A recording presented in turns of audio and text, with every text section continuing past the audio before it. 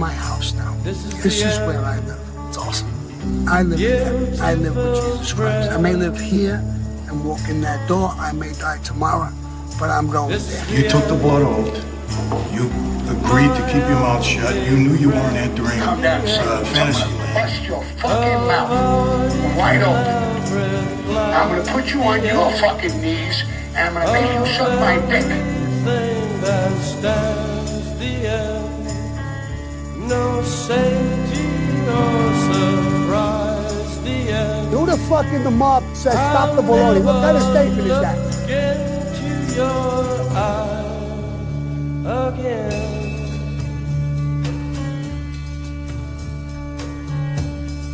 Can you picture what will be?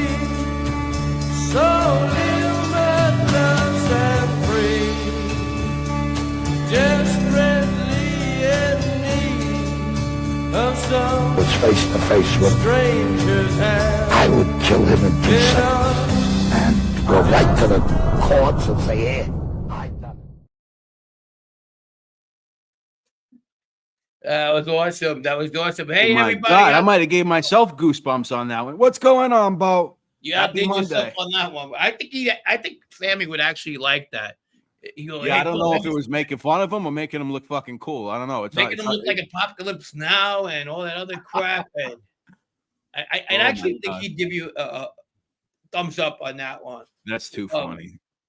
Yeah, thank you, Timothy O'Reilly, setting up the nice rose. Thank you, my friend. I appreciate it, and I appreciate that you appreciate us putting time into these shows, which we do. We have a special one today, but before that, we're going to talk about a couple of other things. Happy Easter to everybody. Happy Easter, yeah. Sure. Our Ridgewood Part 3 of our series will be back in pace this week. All right, correct? Part 3, 100% scheduled, yep. And I just might as well tell you now, you're going to meet Joe the Duke DeLeo, a friend, and you're going to meet the 1989 Joe DeLeo, who was a friend. And at the time, I grew up. I knew him since we were 5, 6 years old, and we're going to take it from there as well with the continuation of the Lemoore East situation and others that came. And you're going to meet John Jr.'s dick suckers at the time, which I'm going to introduce at that time as well. And so we're going to go from there. We're going to talk about movies in my native Ridgewood, movies that were filmed in Ridgewood for a little bit. And before we do that, what do you got to say? We got some people in the house, right? We got a lot of people in here. We got a lot to unpack tonight. Today, we're going to unpack. There's a lot to unpack here. Time to unpack. Unpacking. A lot to Shout out to Tom Lavecchia. He's in the house out there. Roro, love you, Roro. Matt. I see Florbo. Hey, Chris Capella, thank you for everything. We'll start off from the top. I'll put on the comments. Just say hello. We got Dominic Calandra. You know what? What's going on, buddy? Doug, you can read him, Frank. Doug Ross. We got Froggy. Scott H. Another guy who's always here every week. Thank you, Scott.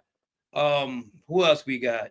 M. Soretti. Mr. Soretti, he likes the real content, dude. Real content, dude. Timothy O'Reilly, thank you again, buddy. Danny Green, what's going on? Thank you, buddy. What's up, Danny? David Lopez. Pete D's going to rewind and watch the Sammy trailer. Thank you so much. Yeah. Theo Mooney, what's up, buddy? Hi, fellas. What's going on, buddy? Yeah. Oh, Matt, come on, man. What's going on? Did we say hello to Matt? I don't know. What's going on, man? We always say hi to Matt. What's up, my man? He's been on time. When he's 3 minutes late, he says he's late, but he's always on time. Danny Green, thank you, buddy. Appreciate you. $5 from Danny. We got Cheech, and Rolo, the lovely Rolo. And of course, don't Roro. forget Tom Levesque. Hey, look at this cup I got. You're gonna like this. You're gonna like this. I got Lavazia, yeah. So hey, did that fucking little coffee espresso machine I bought. It was a nightmare. I'll get to that later. God, man. All right. So as we said, a lot to unpack. there's been so John Alite. Still don't know how to properly say it. I think it's Elite. He's supposed to be coming on in the Alite with the Elite. I'm the sorry. T was silent when we were kids. Alite. Okay, so he's supposed to come on in the 8 o'clock hour. By 8 o'clock is what we're hearing. Yeah, okay. He said he's willing to answer every question. I think as a friend of John and an acquaintance of Chris, that's Casperosa, I feel that John got a little bit or disrespected in ways that he shouldn't have been. He's come a long way, and we're going to mention that. Since his days out on the street, he's done a lot. He's been through a lot. We know that he lost his kid. To the drug epidemic that's eating the nation right now, and I want to hear from him. I just don't think he deserves all that he's getting. I mean, you have so many politicians out there that are getting reelected that have real shady, bigger politics. When I talk about politics, John's not a politician, but bigger politicians that are out there, and I can name them, a whole bunch of them in New York State by itself, that you could go up there and get a better reputation for going after, instead of going after this guy. So we're going to talk about that. You know, there's a lot of things that just don't. After a while, it sounds like it becomes predatory, like stalking. I mean, I hate to say it. If you're listening out there, Casper. Well, let's look at this is for anyone that doesn't know. And obviously I want you to continue on with your feelings. So this is a New York Post. I saw this on Instagram. I don't know, yesterday or the day before, and I didn't mean to laugh, but I started laughing when you see, Chris Casperosa's in the Post, this whole drama. Basically, and New York Post is so annoying to look at, guys. I'm sorry, but Mafia hitman turned politician Alite heckled at New Jersey town hall meeting by ex-Junior Gotti underling as disruptor met with swift retribution. You see the video here. I'm not going to play it. You can go to Casperosa's channel and watch his point of view, his camera, as you see him holding there. This is somebody else, I guess, that was filming Casperosa, and that's the one that you're going to see in the news. This is getting whacked on a whole different level. John Alite, a former Gambino crime family enforcer turned mob turncoat, now serving as a councilman in the sleepy New Jersey borough of Englishtown, was heckled during his first town hall meeting by a former underling of John Gotti Jr. However, Alite didn't have to lay a finger on his critic. If you guys watch it, you see some of the people got a little upset with Chris Burrows. Seems like at first they were hearing him out, and maybe they thought he outstayed his welcome, and then obviously somebody asked, do you even live here? Obviously he doesn't live there. There you see Casperosa. So people kind of got tired of it. You guys can check out the full story on the New York Post, or, whatever you guys think about it here, comment on it. And so, yeah, continue, Frank. You kind of didn't like that he did that. Is that what you're saying? No. And it's not like I don't have anything against Chris. We worked together on a couple of projects. In regards to we always agreed to disagree when it came to John, because I am a friend of John's. Okay. But I just think it went a little bit too far this time, we have shit when it comes to agreeing, we agree when it comes to people like Loman, even at times with Angel, but then even with her, and when I mean Angel Gotti, but even with her at times, I felt that it was too much. And listen, there's no love lost between neither one of us. I don't hate the woman. I just sometimes we irritate each other, and I get it. But at the same time, I think sometimes too much is too much. You know what I mean? Yeah. And we'll see. I had spoken to Chris. I spoke to Casperosa earlier. I don't know if he's going to come on. I don't think he's going to come on. He's welcome. Of course, he's welcome to come on. We're just, as I told him, as Frank just told you guys, John Alite is Frank's friend. I don't want to turn this into Jerry Springer either. Okay. No, it's not. All right, so no, but it's just so that everybody did talk about that. I don't. Right, of course. But just to let everybody know, I did speak to him earlier. Yeah. And it's up to him if he wants to come on. It's perfectly up to him. He has his own opinions on what happened. He's got his own opinions on the New York Post story.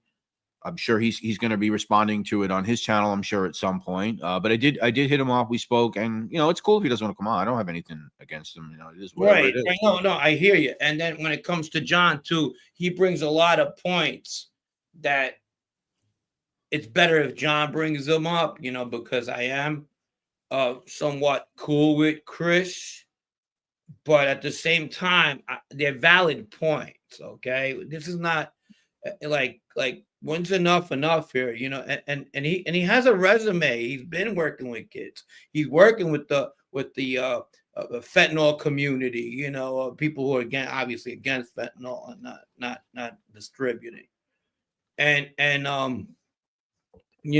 he's doing a lot. He's starting distributing food to the homeless. John's come a lot. The John I've been closer to, because I wasn't really close to him on the streets. Obviously, I knew who he was, but I've only seen good. And this is coming from me now.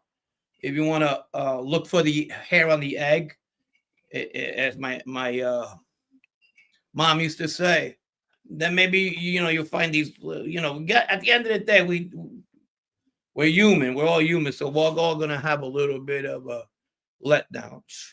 Yeah. But then going after politicians, you got Lawler, you got Esposito, you got Molinaro. They're all fucking. They got a little dirt. You could go after them, and they're a lot bigger than John Alite is. Or who's the other guy from Texas? Ted Cruz. Go after him. You know what I mean? But it just seems too personal, too. I don't want to use the word, but a little weird. Right. I mean, listen, I know this from what I can tell. I mean, I've only known about this for, I don't know, 3 or 4 years or whatever it is. From what I can tell, it's been going on for like 10 years. These guys don't like each other. Yeah. And no. I'm just, I'm here to listen. John's going to have his side of the story. The other guy, anytime he wants. This is not, whatever. But we did get a nice new clip out of James, though, didn't we? Yeah, we did. Yeah, we definitely did. Proctor's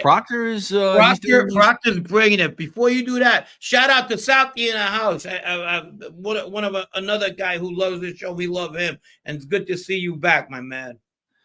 Isn't John a mass murderer? I don't know. I don't know if he qualifies as a mass murderer. I don't know what is considered mass murder. Mass murder is someone who walks into some building and kills more than, I think, 2 people. Okay, a serial killer is somebody who kills 2 people. I think a mass murderer could be 2 or more.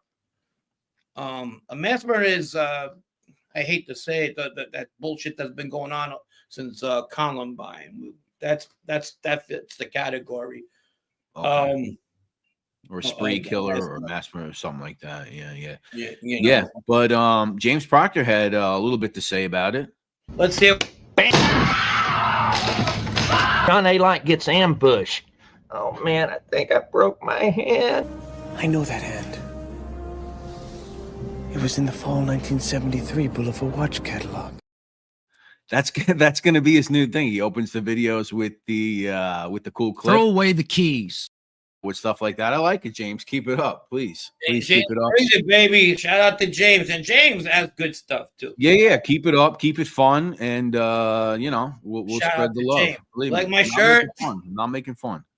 Someone in Ridgewood loves. Where'd you get that one from? My scumbag brother sent it to me. Thank you. The Rice Bowl King of Ridgewood. The Rice Bowl, yeah, according to what's his name? I forget. Ball. When does your rights to confront me outweigh my rights? It's a bit much. Mr. Alien has rights too. It's not appropriate. Yeah, I mean, I guess, with these town halls, they're open to the public. I mean, he's a public servant. So I wouldn't say, I guess, that Castros didn't have a right to be there. I think any of us would have had a right to be there. But I think some of the crowd didn't take a liking to the idea that he didn't live in the township or I guess in New Jersey for that matter. That was pretty apparent that they didn't like that. Is there any kind of record that shows how many votes? I don't think there is a vote. I think he I think he was appointed, but at some point there has to be some sort of vote. We're going to get into that though. Matt says 9. We're gonna hear it from the source when he comes on. We have one in this show. It don't matter.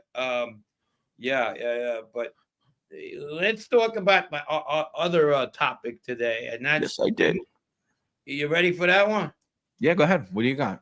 How many people we got on here anyway? 110, 109. 109. So let's get to this topic before we bring John on. I mean, it's gonna be a minute. So movies shot in Ridgewood. And we got a couple. I just learned that West Side Story, the new one, was filmed in Ridgewood, and it's always in the same area. There's this area of Seneca and Palmetto, and it's under the trains. Yeah. And The Wanderers was filmed there at one point. And that's a part. If you guys are familiar with The Wanderers, when they're chasing Turkey and the Ducky Boys, and it's foggy, and he goes up this kind of roof. They made it look larger than it was, and he falls to his death. And that's in Ridgewood, right there by the train station. Across the street, the kid Anthony Tabita used to have a club there, right where that was filmed. And that's considered at one time, that was more considered like Fritzi Giovanelli's area. If you watch our Fritzi Giovanelli episode, I talk about his little area, and you don't want to be caught there at nighttime. There's a lot of truth to that. I was just on Seneca. Drum Capella, what's up, baby? On Seneca Avenue, Seneca and Palmetto, right there. That's where they filmed that. Are you familiar with The Wanderers? Yeah, I saw when I was a kid. That's with the Baldies, right? They got the bald guys. Baldies. It's supposed to be the Bronx, but a lot of films are filmed there. They pretend it's other places. For example, A Stranger Among Us with Melanie Griffith, and that was a Sidney Lumet film. One of my favorite directors, that was the one about the banks in Brooklyn, Dog Day Afternoon. He did that one too. And he turned Forest Avenue into the Hasidic Jewish area. It made it look like Williamsburg, right behind me. Yeah. And that, the beauty of Hollywood, how they can make things look. And they did that with Beat Street, the graffiti breakdancing movie. They made Fresh Pond Road look like Westchester Avenue.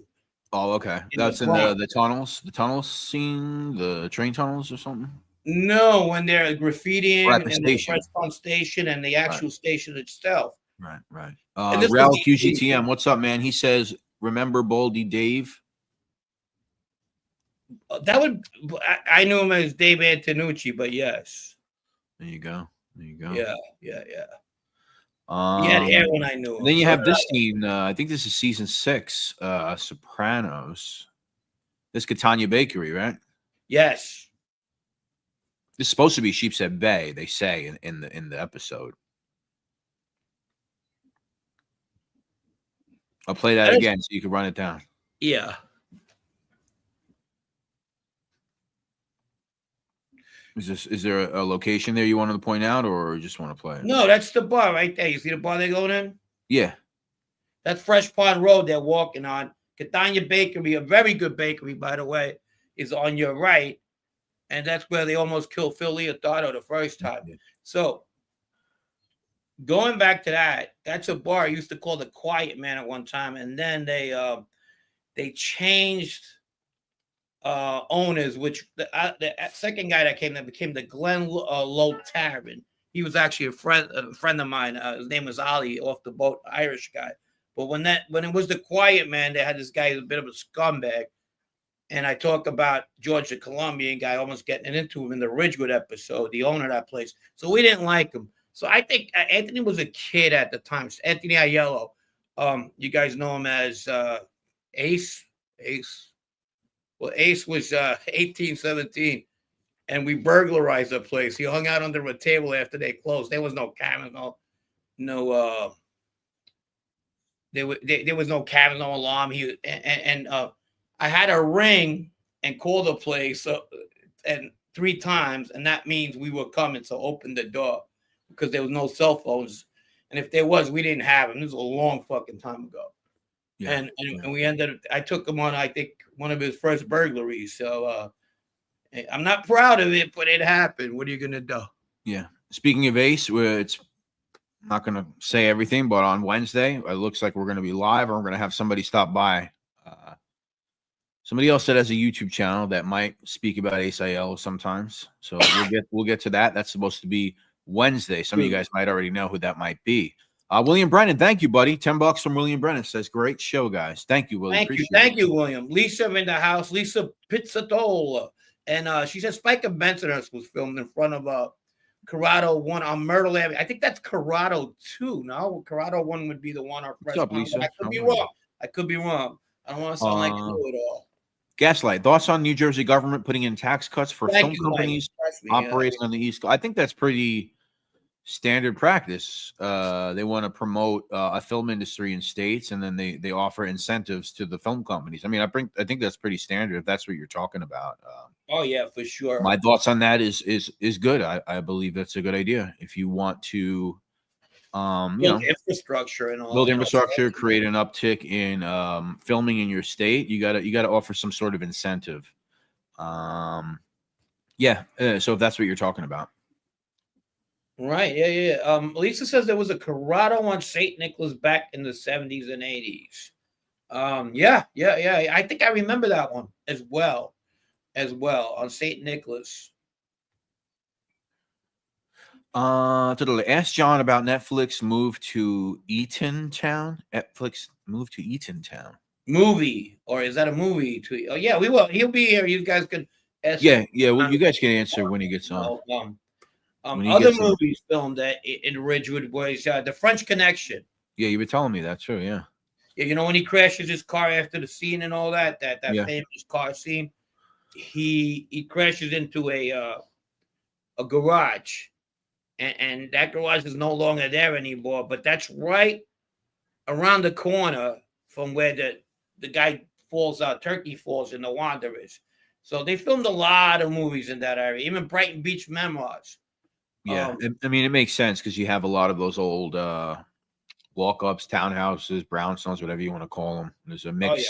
There's a mix of them. And also, obviously, in Bushwick too. So they could certainly transform a neighborhood to look, what it would have looked like 50, 60, 70 years ago, whatever it may be. Right. Brian G. What's up, Brian? How are you, buddy? What's up, buddy? What's going on, Brian? Nice to see you. Some of these mom movies are the best. You might have a real good, legitimate point there, considering one of the best mob films of all time. One came out 2 years apart in the 70s, and we all know that one. And that what were some of the? I mean, I guess I know you don't like Mean Streets at all, but that would be another one. No. What other?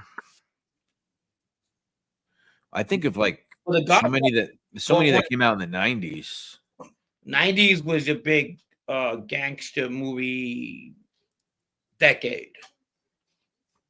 I'm looking for something. I can't think right now, but 7 Up. There were cheesy ones too. There was that one with Peter Boyle. That's right. What was that again? The one the gang who couldn't shoot straight. Okay. I remember Sal Cardi in the house. What's up, Sal? Oh, buddy. Me and Sal, we knew each other from way back. I heard of this. I have not watched it though. On the waterfront. I did. It was pretty good. It was pretty good. Marlon Brando hated that movie. He said it made him seem like an oaf, But it's kind of like the one that makes him early. Turk 182. I remember seeing that one years ago. That was like a graffiti movie. That was filmed. Yeah, Lisa knows all the B films that were filmed in Ridgewood. Yeah, she got Spike and Bensonhurst. You could get lost looking for that one.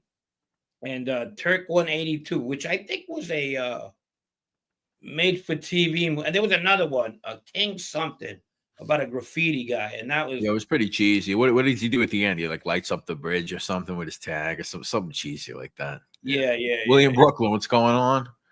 Pat Dorr, State of Grace. Yeah, I remember that one. That was like Westie's kind of movie inspired, I think, something like that. King 68. King 68. That was the cheesy one.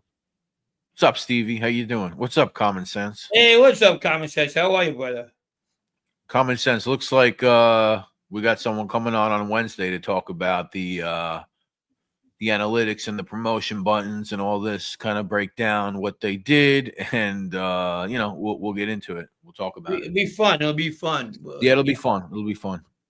We'll talk about it. Night shift on Fresh Pond Road. Yeah, I was there for that when they were filming it. It was the hair cutting scene. So Henry Winkler was getting his hair cut in the film, and everybody, whole the camera crew and everybody was outside, and so was Ron Howard. I might have been there with Sal. Who knows? And Ron Howard. So it was kind of weird watching Ron Howard direct Henry Winkler after years of watching Happy Days. So that was very very exciting, But definitely the Wanderers and the Warriors. But the Irishman was filmed right there on the St. Matthias area on Unterdunk, and that's the one when he's stomping him on the curb. The one, is that the scene? Yes, where the kid goes, "Who did this?" and the fruit, and he beats the shit out of the guy. The kid we grew up with, we will be mentioning somewhat. We be somewhat mentioning as well is Bobby Wizziak. He had a small social club there. He was around certain people, and it was a hangout. I think it was the very late 80s, actually 89. That's where our show takes place, the Ridgewood one. So I'll probably remember better than I do. And he had a little club around that area where the Irishman was being played. And it was supposed to be Philadelphia, talking about places that's supposed to be somewhere else, Mm-hmm. Mm-hmm. John Sidlitsky. That's where it was. Sidlitsky wants to know your thoughts on Ronnie One Arm. Quiet type, tall, intimidating, but not loud. Once you knew what he was about, you kind of knew he was a serious guy. Word gets out in the street, you know who's who. And he was always talking to people who were, in that life. Bobby was on Woodward. Yeah. Around Woodward and like near Catalpa, not on Decatur, I believe. But I'm answering Sal's question. But what's up, Proletarian man? Good to see you. He says he watched 30 minutes of Alto Nights, even worse than I expected, like a parody, but not funny. Wow, I'm surprised, Proletarian. You seem like a guy who has patience to learn and watch all this shit. So it must be pretty bad. I haven't heard anything good about not that. that you learn anything from. I mean, you probably know the history, but you know what I'm saying. Yeah, common sense. It should be good. It should be good. Should be good. Museum of Mooting. That's in Astoria. I think I might have went there maybe as a part of like a school trip or some shit, maybe years ago. But I haven't been back since. I do want to go there because they have some cool shit on display, from what I hear. Hey, Carlos, how are you, brother? Nice to see you. Carlos, man. What's going on, buddy? Family party. So, all right, what's up, Colin? Yeah, have fun at the party. Have fun. I'll talk to you later. Yep. Let me just see something here. What do we got on? How many people we got on today? Right now, we got 129. I didn't hear back bad. from that other person, so that's fine. That's fine. Cheech, I saw Howie was on. I missed him. Would have liked to talk to him. Oh, definitely. He'll be back on. Howie is going to be a regular on this show. How he brings it. He's good stuff. Yeah, he'll come back. For sure, Carmen, I will. For sure. 130 people, please hit the like Scott H said. We're just hanging out. We're waiting for our guest that comes on at hopefully in about 15 minutes. We also got Fugazi Friday is going to start soon. It's going to start soon. Fugazi Fridays, yep. That is in the works. We're almost done. But pretty soon we're going to put some of that out. You got any more good sound bites coming in? There's a lot of it. A lot of it is like deep research to really like find out a lot of the shit some of these guys says, and some of the ones that we've looked at are a little bit low key too. So you really got to kind of like get into their stuff basically. Yeah, and I'm working on somebody right now in Florida that I'm not going to mention who, and this guy is very interested. I mean, he went from like a new wave singer to a big time gangster running South Florida with 5 families and movie director, turned his life around. But you got to see his fucking photos we produced. Jesus Christ, it's good. Hates rats, but later on I picked up some fucking kind of paperwork on his ass too. Out of Broward County, I believe, or Dade, one or the other, one of them fucking counties. And guess what? He also cooperated. So Is that right? Okay. You never know. Okay. So we're gonna have fun with. Thank you, Roro. Thank you, Roro. Appreciate you. DL, hey, listen, DL is the first Crumb Bum ever on the show. I think DL is the first Crumb Bum award ever. He says if we got any other ones. Do you have any Crumb Bum candidates since DL brought it up? I do, but I might have a repeater. I was gonna go with one today, but I might not. Even though we'll talk about it. But at the end of the show, we will announce the Crumb Bum of the night. Although, greetings from the land of lady boys. Good to know, Mike Sacchio. Greetings from the land. Was that Thailand? I guess. I know who this is. Oh, you know who that is? I mean, I know who he's making fun of, but I don't know who that is. Yeah, that's too funny, man. That funny. I think he referred to another content creator. Yeah. But the approach is somebody I think I know. He's in the pizza business. Anyhow, no crepes. Do you get? Now you're laughing. You get it? God, it's funny. If I had their money, legitimate money, I would be on the Mediterranean right now, sitting back, having someone put grapes in my mouth, and we know who that would be. Still trying to find out who that will be. Anyway, Bangkok, Philippines. Yeah, I think Thailand, right? I mean, that seems to be the Philippines. Yeah. I had that money. It's funny. Frank says that Reggiano looks like John Lovitz. I was dying when he said that. Sorry to bang on about filmmaking. It's a passion of mine. Thoughts on Lord of the Rings? They made a boatload of miniatures or bigatures. You know what's funny about Lord of the Rings? And I'm not saying this. Nothing. No, I'm not saying this to be like contrarian. I know some people think when people say shit. I've never seen any of the Lord of the Rings movies. What I used to watch when I was a kid was those Hobbit cartoons because my brother was so obsessed with those. Back in the day in the 80s or whatever, they came out with the cartoons, the Hobbit and all that. So those I watched a lot as a kid because my brother always watched them. But I'm generally not into that. Frank, you into that stuff? No, that's what I was about to say. I have no. My attention span is totally zero when it comes to anything. It doesn't listen. It's a big industry of sci-fi. It's sci-fi, right? So I don't know if it's considered sci. I don't know what it would be considered. I don't know, dragon, whatever the fuck that they're chasing or whatever they're doing. It's never been my thing, you know. I love the old Twilight Zone though. That's where I stopped. Yeah, the old Twilight Zone fantasy. There you go. Sal Gotti with the fantasy. Yeah. But fantasy. There you go, fantasy. Yeah. College Point is Lady Boy land. That's funny. Is it really? I thought you'd had to go down Roosevelt, down to like Jackson Heights, Corona, places like that. Right. Can't make this shit. Oh man. The guy who engages some nefarious activities with a transformer had a passion and dream of going to a place called Bangkok. Jeez. Lord of the Flies. Now that's a real Lord movie. Yeah. The other one too, the HBO one everybody used to watch. Fucking everybody used to go crazy. The last show they went nuts. It's kind of in the same kind of league. Oh, House of Thrones, whatever it's called. Oh, Game of Thrones. Yeah. I've never seen that either. I got like a mental block in my brain. If it's like fantasy, sci-fi, or and people go crazy. Like, Game of Thrones. There you go. That House of I would get laughed at if I were to list the movies I have not seen if it was not based on a true story or reality. That's kind of what I was just getting at. If it's not based on a true story or can actually happen, I have a problem watching it. Maybe it means I'm no fun. I mean, I don't know, but yeah, unfortunately, I'm like that with my books too. When I read my books, if it's fiction, I seldom read them. If it's fiction close to real life, or on a true crime level, but just a fiction which is actually not true crime, I will read it. Yeah, I like the Godzilla movies. Yes, the Godzilla movies I like too. You remember them? I do.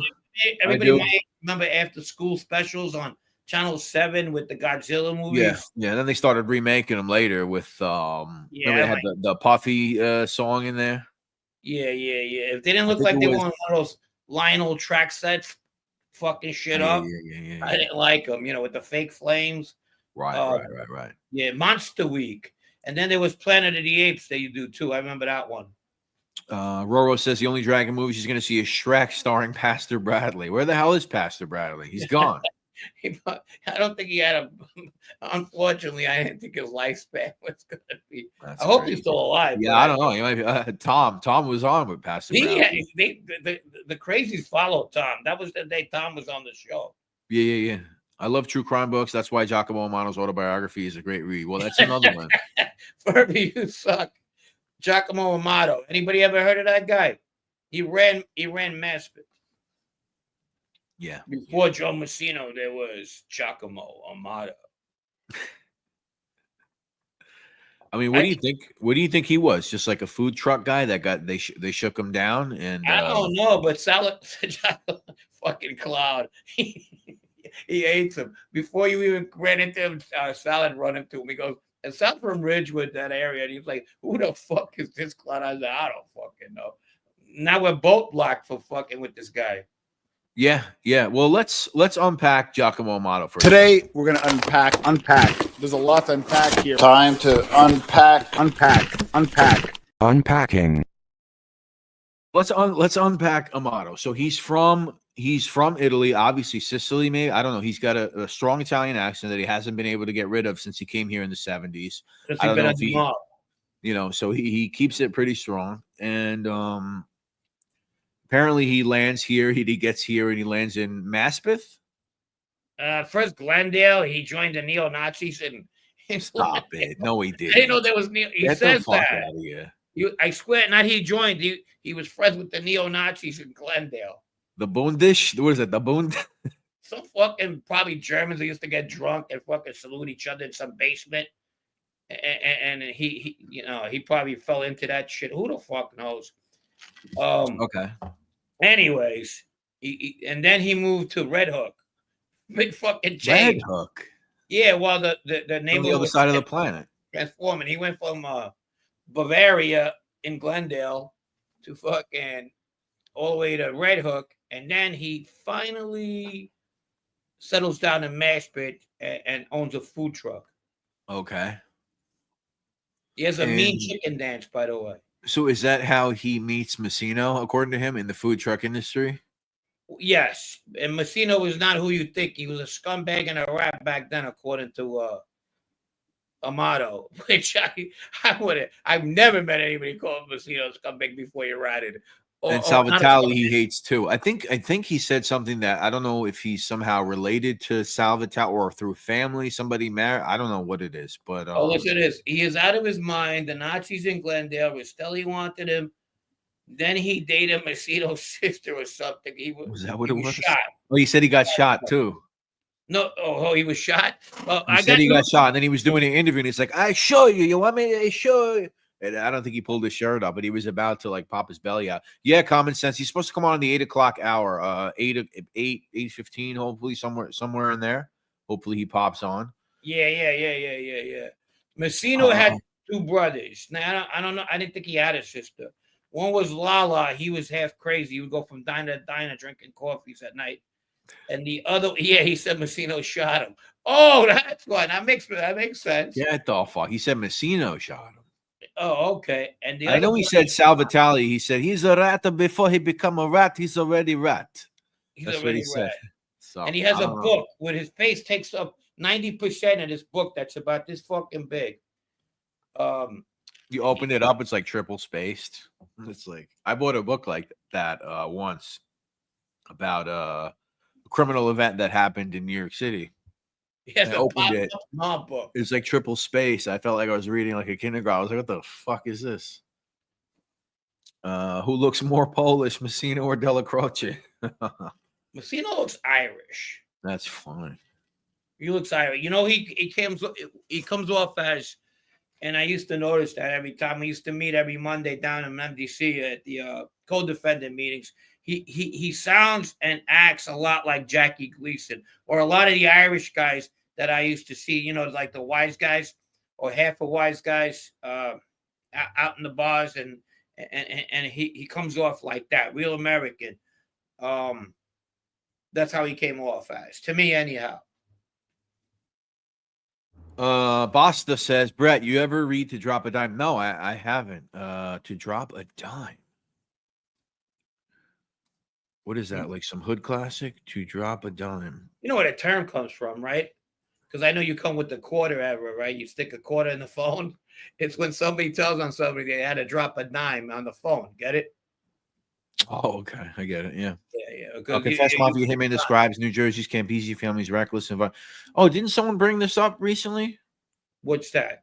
I feel like somebody brought this book up, To Drop a Dime, or somebody emailed me about it. Or maybe it was Tom that brought it up before. No, that's where the term comes from. Motherfuckers gonna drop it, you know, back in the old days, like ain't been dropping a dime ever since I know, you know, that kind of shit. People are gonna be like, oh, you would know, Frank. RD, the legend in the house. What's up, RD? Happy Easter. I saw your video you put out yesterday. Happy Easter. Hope you had a good one. Saw you catching heat for putting up those Bakerman videos. That was pretty funny. Hard to find, but great read. Yeah, sometimes when books are hard to find, you go on archive.org and they're there. Like the Pleasant Avenue Connection. This is a little tip for anybody out there. Pleasant Avenue Connection is pretty hard to find. If you want to buy it in the secondary, it's like $300-400. Archive. Go to Google, type archive.org, Pleasant Avenue Connection, and then there it is, free to read. You're welcome. Saved you $400. There you go. A lot of books you can read on archive.org for free, just if they're there. Recommend checking out our Ridgewood episodes. What are they on? 30 minutes each. And you said we're gonna change the time zone on that? I think so. I gotta think about that. I think so. Yeah. Okay. What's up, Barzalette? What's going on, buddy? Barzalette, what's up, my man? And I think I'm going to give me a second. Put me on mute. Yeah, hold on, Misha, right now. Hold on a second. Mute. You know what, Gaslight? I'm sorry. I did, and I read it, and I have to. I need to go back to it. I'm sorry. Did everyone see the? I think he's calling Alite. Did everyone see the trailer for the new Sammy film coming out soon? Should I play it? It's about 1 minute and 10 seconds. If you haven't seen it, we opened the show with it. I could play it again. If you guys want to see it again. I'm not saying that you have to see it again, but yeah, we'll see. Matt says play it. Play it again. Play it. I missed it. Oh, a lot of people missed it. All right. Frank, we're gonna play Sammy's trailer again. All right. Play it again. Everyone wants to see it again. All right, here we go. Let me unmute Frank for a second. There's a lot of people that want to see that Sammy trailer again. A lot of people didn't see it. Tom says yes, please. Yeah, go ahead. So let's get it up, ladies and gentlemen. Sammy recently was baptized, and I have no opinion on that. It's fine. I'm not anti-religious. I'm not an atheist. But here we go. My house now. This is where I live. It's awesome. I live here. I live with Jesus Christ. I may live here and walk in that door. I may die tomorrow, but I'm going there. You took the blood oath. You agreed to keep your mouth shut. You knew you weren't entering fantasy land. Bust your fucking mouth wide open. I'm gonna put you on your fucking knees and I'm gonna make you suck my dick. No safety or surprise. Who the fuck in the mob says stop the baloney? What kind of statement is that? Get into your eyes again.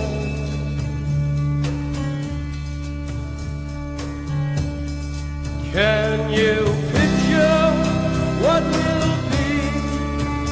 So live madness and free. Desperately in need of some was face to face with stranger's hand. I would kill him in 2 seconds and go right to the courts and say, hey,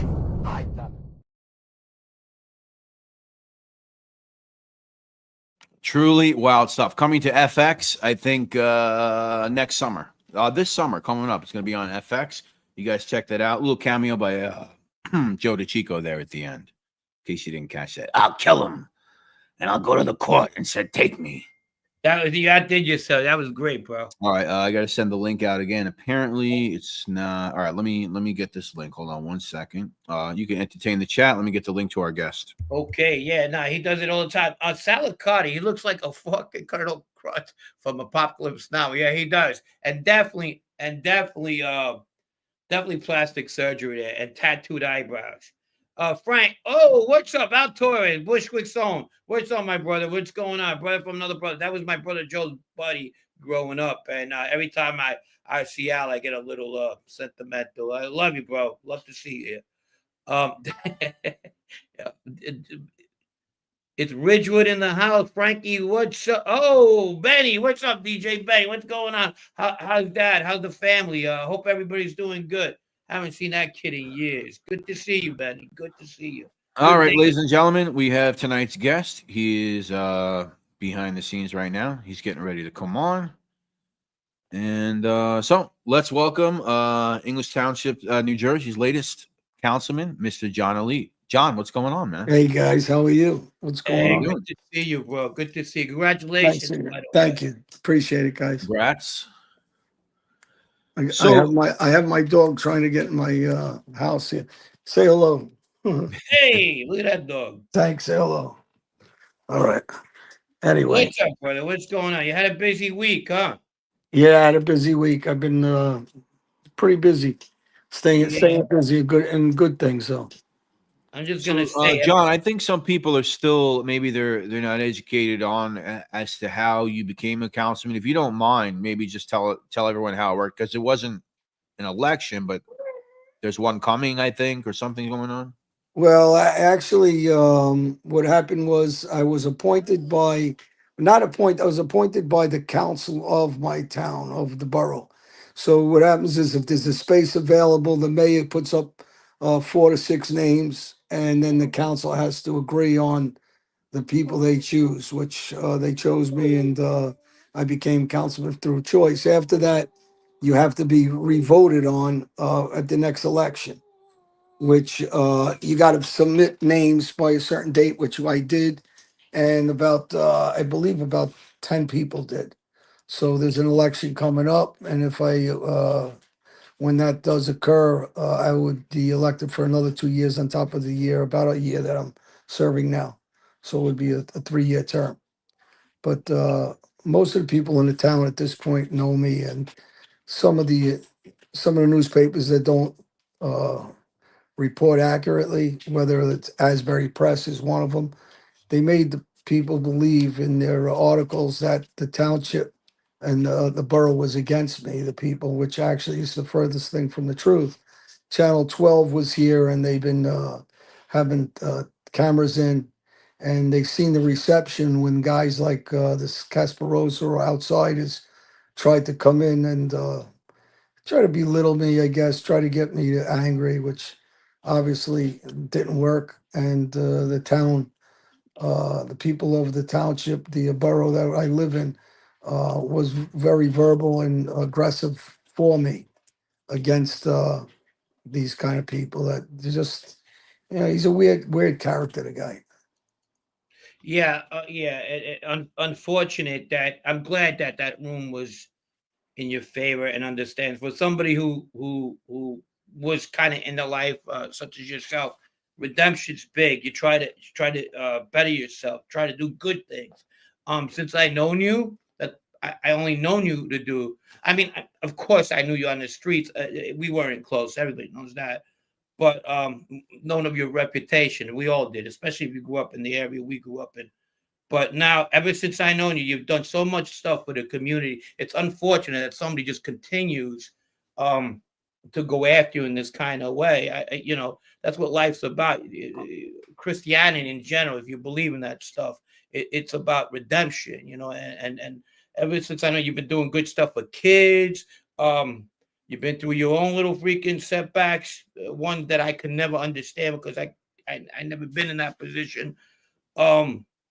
with your child, and you've done so much for like the community in making awareness of this terrible epidemic that we have in the fentanyl community, that I just don't feel that was necessary. And honestly, it's kind of disheartening. Even one of your biggest critics, and as you flipped, John Gotti Jr. did not want to put you down in a situation when you were going through what you were going through.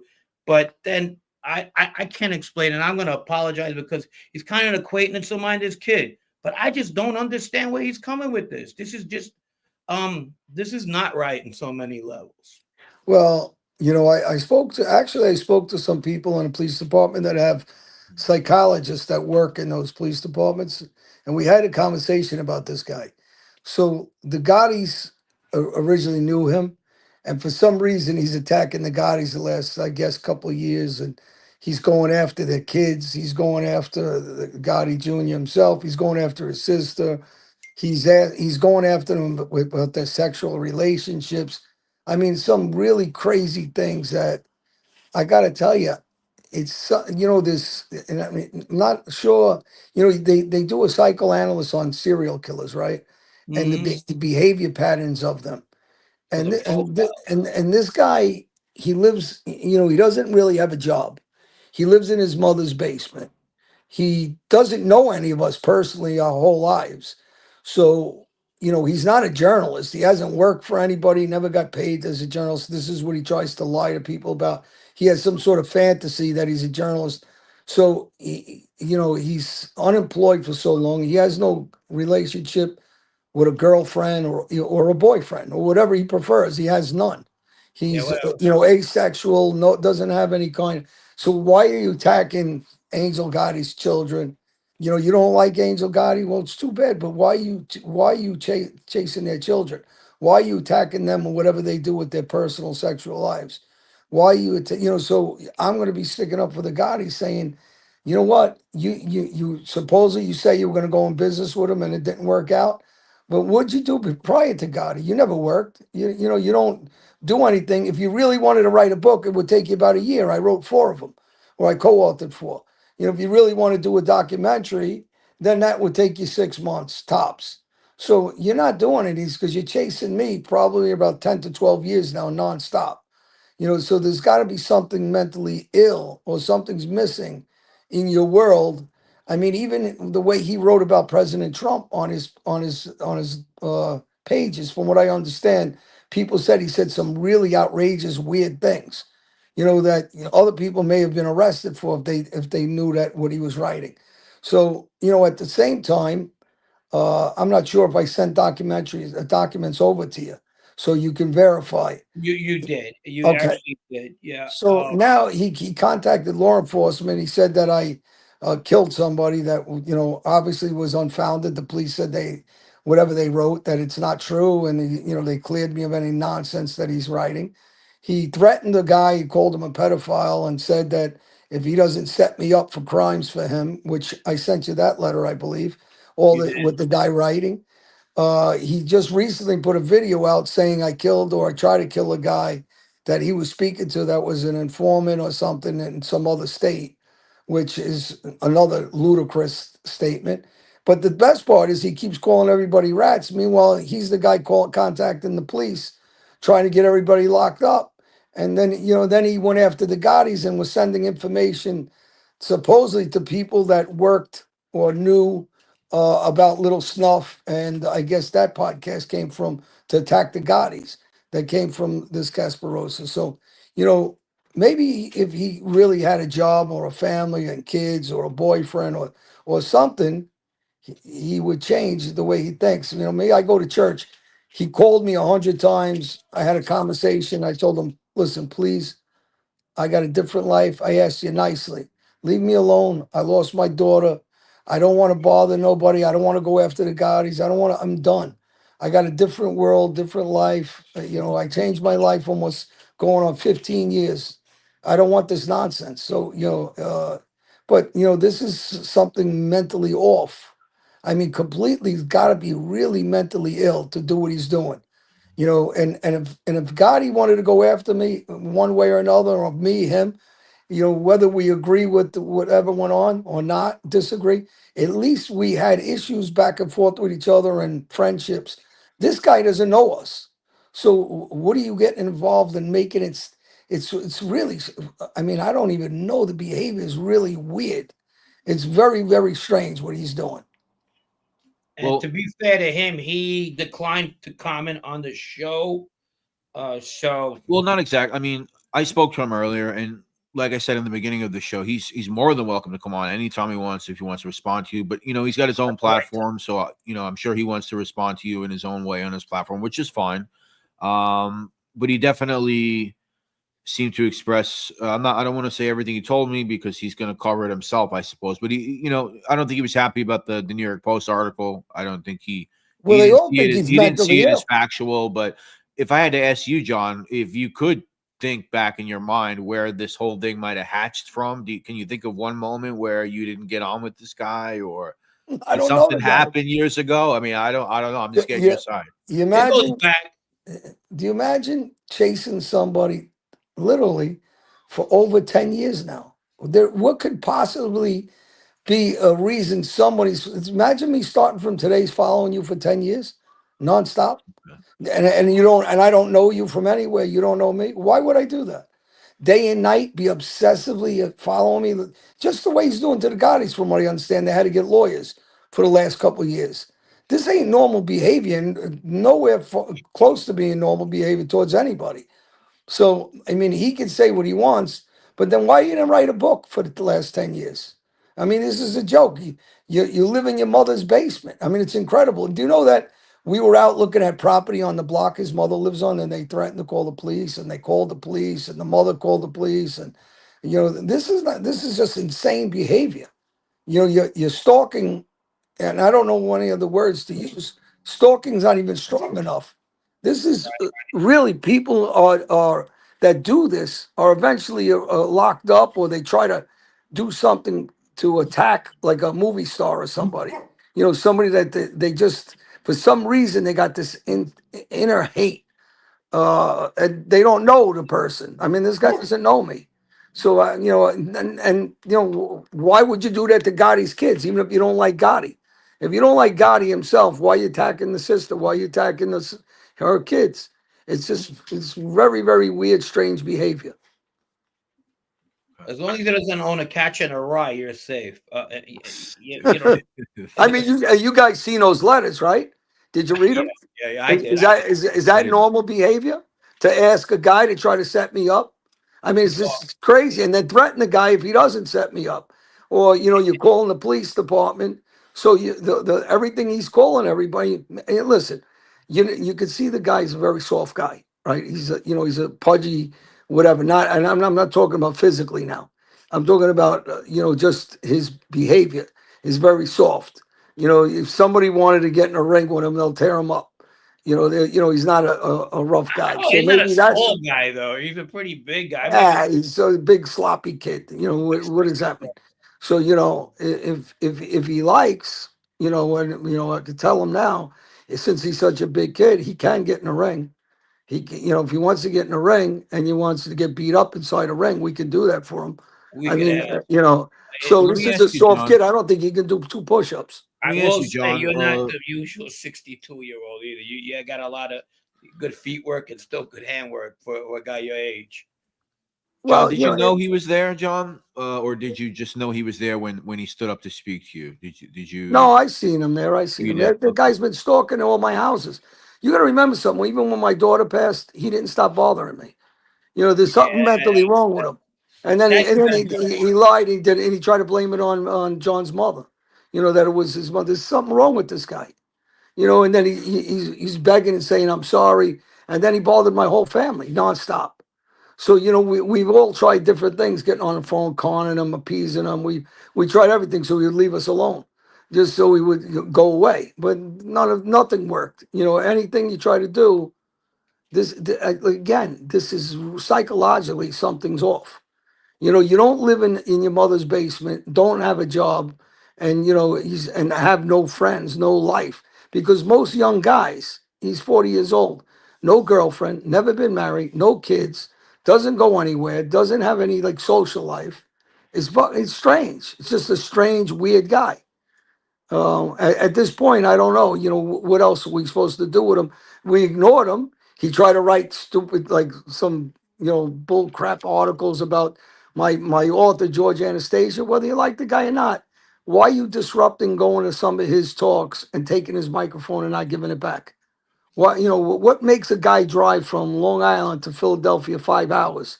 Well, what makes him drive to my borough at our meeting 4 hours, I guess, sit in the meeting for 3 hours, 7 hours on a Friday night, and not out with on a date.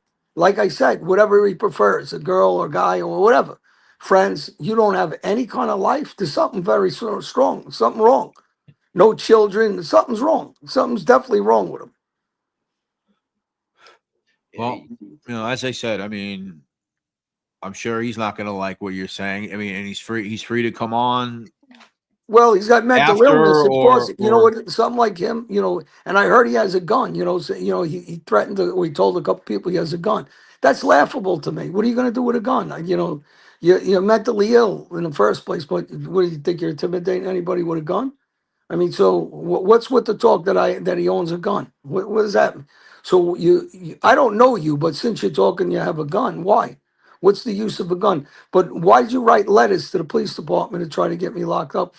Why are you telling people that I'm still dealing drugs? These are insane lies. And I can sue him. He's liable, right? And I'll tell you what I will do. If he ever does anything and I find out he's got a job, I'm going to sue him. I'm going to get a lawyer because what he's done is lied. I got evidence of it because I got the letters that he wrote people that he asked them to lie about me, set me up. And he's bothered my family members. He bothered my neighbors. But then you have him and his mother calling the police. So, does that sound like a normal everyday citizen? No. Most people get up in the morning and they go get a cup of coffee, have breakfast, and they go to work. This guy has no track record of working for anybody. So in his imaginary mind, he became a journalist. And that same guy said to God he never paid him. So you didn't work for him either. So so why are you attacking Gotti? You're mad if he has a life and kids and money? I mean, I don't know. So what's your hatred towards him? This really, really, really, the guy's mentally ill. At this point, you feel bad for him. Somebody's got to hospitalize him. And I'm talking about, mentally. He needs to get hospitalized. Commit him. Yeah, that's what I'm saying. Committed. That's what I'm saying. Mentally. Yeah, I don't want anybody to misconstrue my words. Right. Yeah, but I never really want to talk about the guy. I don't even like mentioning his name because I don't want to give him any. For him, he's probably excited he got himself in the post, but not in a positive way. They're all saying he's very strange. My whole borough here is talking about him. Like, what weird character? I mean, they shouted him out of here. Nobody cares what he has to say. So. Yeah, and the Post is pretty, like most big city newspapers, pretty liberal paper. Well, it wasn't just the Post, it was Channel 12. It was the local television station. The news media in general. Is that right? Yeah, Channel 12 also said the same thing. There's something mentally wrong with the guy. So, you got a guy that's been following me for these many years. You got to say to yourself, what the heck is he thinking? Right? All right. Well, listen, I mean, thank you, John, for addressing that and giving your side of the story. But let's get to some positive stuff, right? Because that's essentially why you're in this position, why you're here. You have this councilman position. I mean, what are you looking to do? What's your big goal? Obviously, the fentanyl crisis is insane. Hopefully, we're going to get a hold of that in our country. I know you care about that a lot, of course. What are you really trying to go for, John? Well, because of my bad past, my life in the past, and it was not a good life, and obviously, I wish it never happened. But I have a lot of knowledge of the street. And I can help a lot of kids, which I've been doing for years now. I do a lot of talks. I go to church and I meet people that had some issues. I work with them. I've been doing some shows with people that are involved and had past drug problems. So, I starting to work with some of them and the organizations they're affiliated with. And I've done talks with kids that need some, guidance. And again, this is another problem because I've done talks, and this guy actually contacted schools in Rockaway. You see, that's why he won't come on with you guys. He contacted schools. It's not about me. It's about those kids that needed help. And he kind of threatened the principal of the school. You never know. There could be a bomb set off there, or something could happen if he's there. Why would you want to hurt kids that are trying to get their lives together, or people that have drug issues or alcohol issues, or any other issue, mental issues, or being bullied? So this isn't about me. And same thing with my political career. It's not about me. This is about helping other people and, having a second chance at a new life and doing the positive things, working with the communities. And the people that live in my community know me, for a couple of years now, 3 years, 4 years. And, so they'll have a chance themselves if they believe in me to vote for me. If they don't, they won't. But regardless, when a guy like this guy has nothing to do with the community, why would you care what goes on in my community? What are you so obsessed with?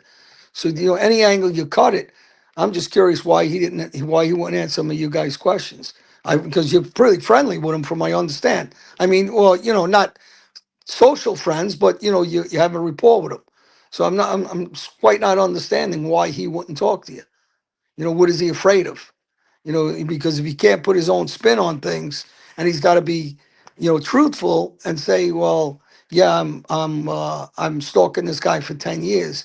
This isn't that somebody does an investigative reporting that takes 6 weeks, 6 months. But when you're talking about communities of children, why are you trying to hurt their lives?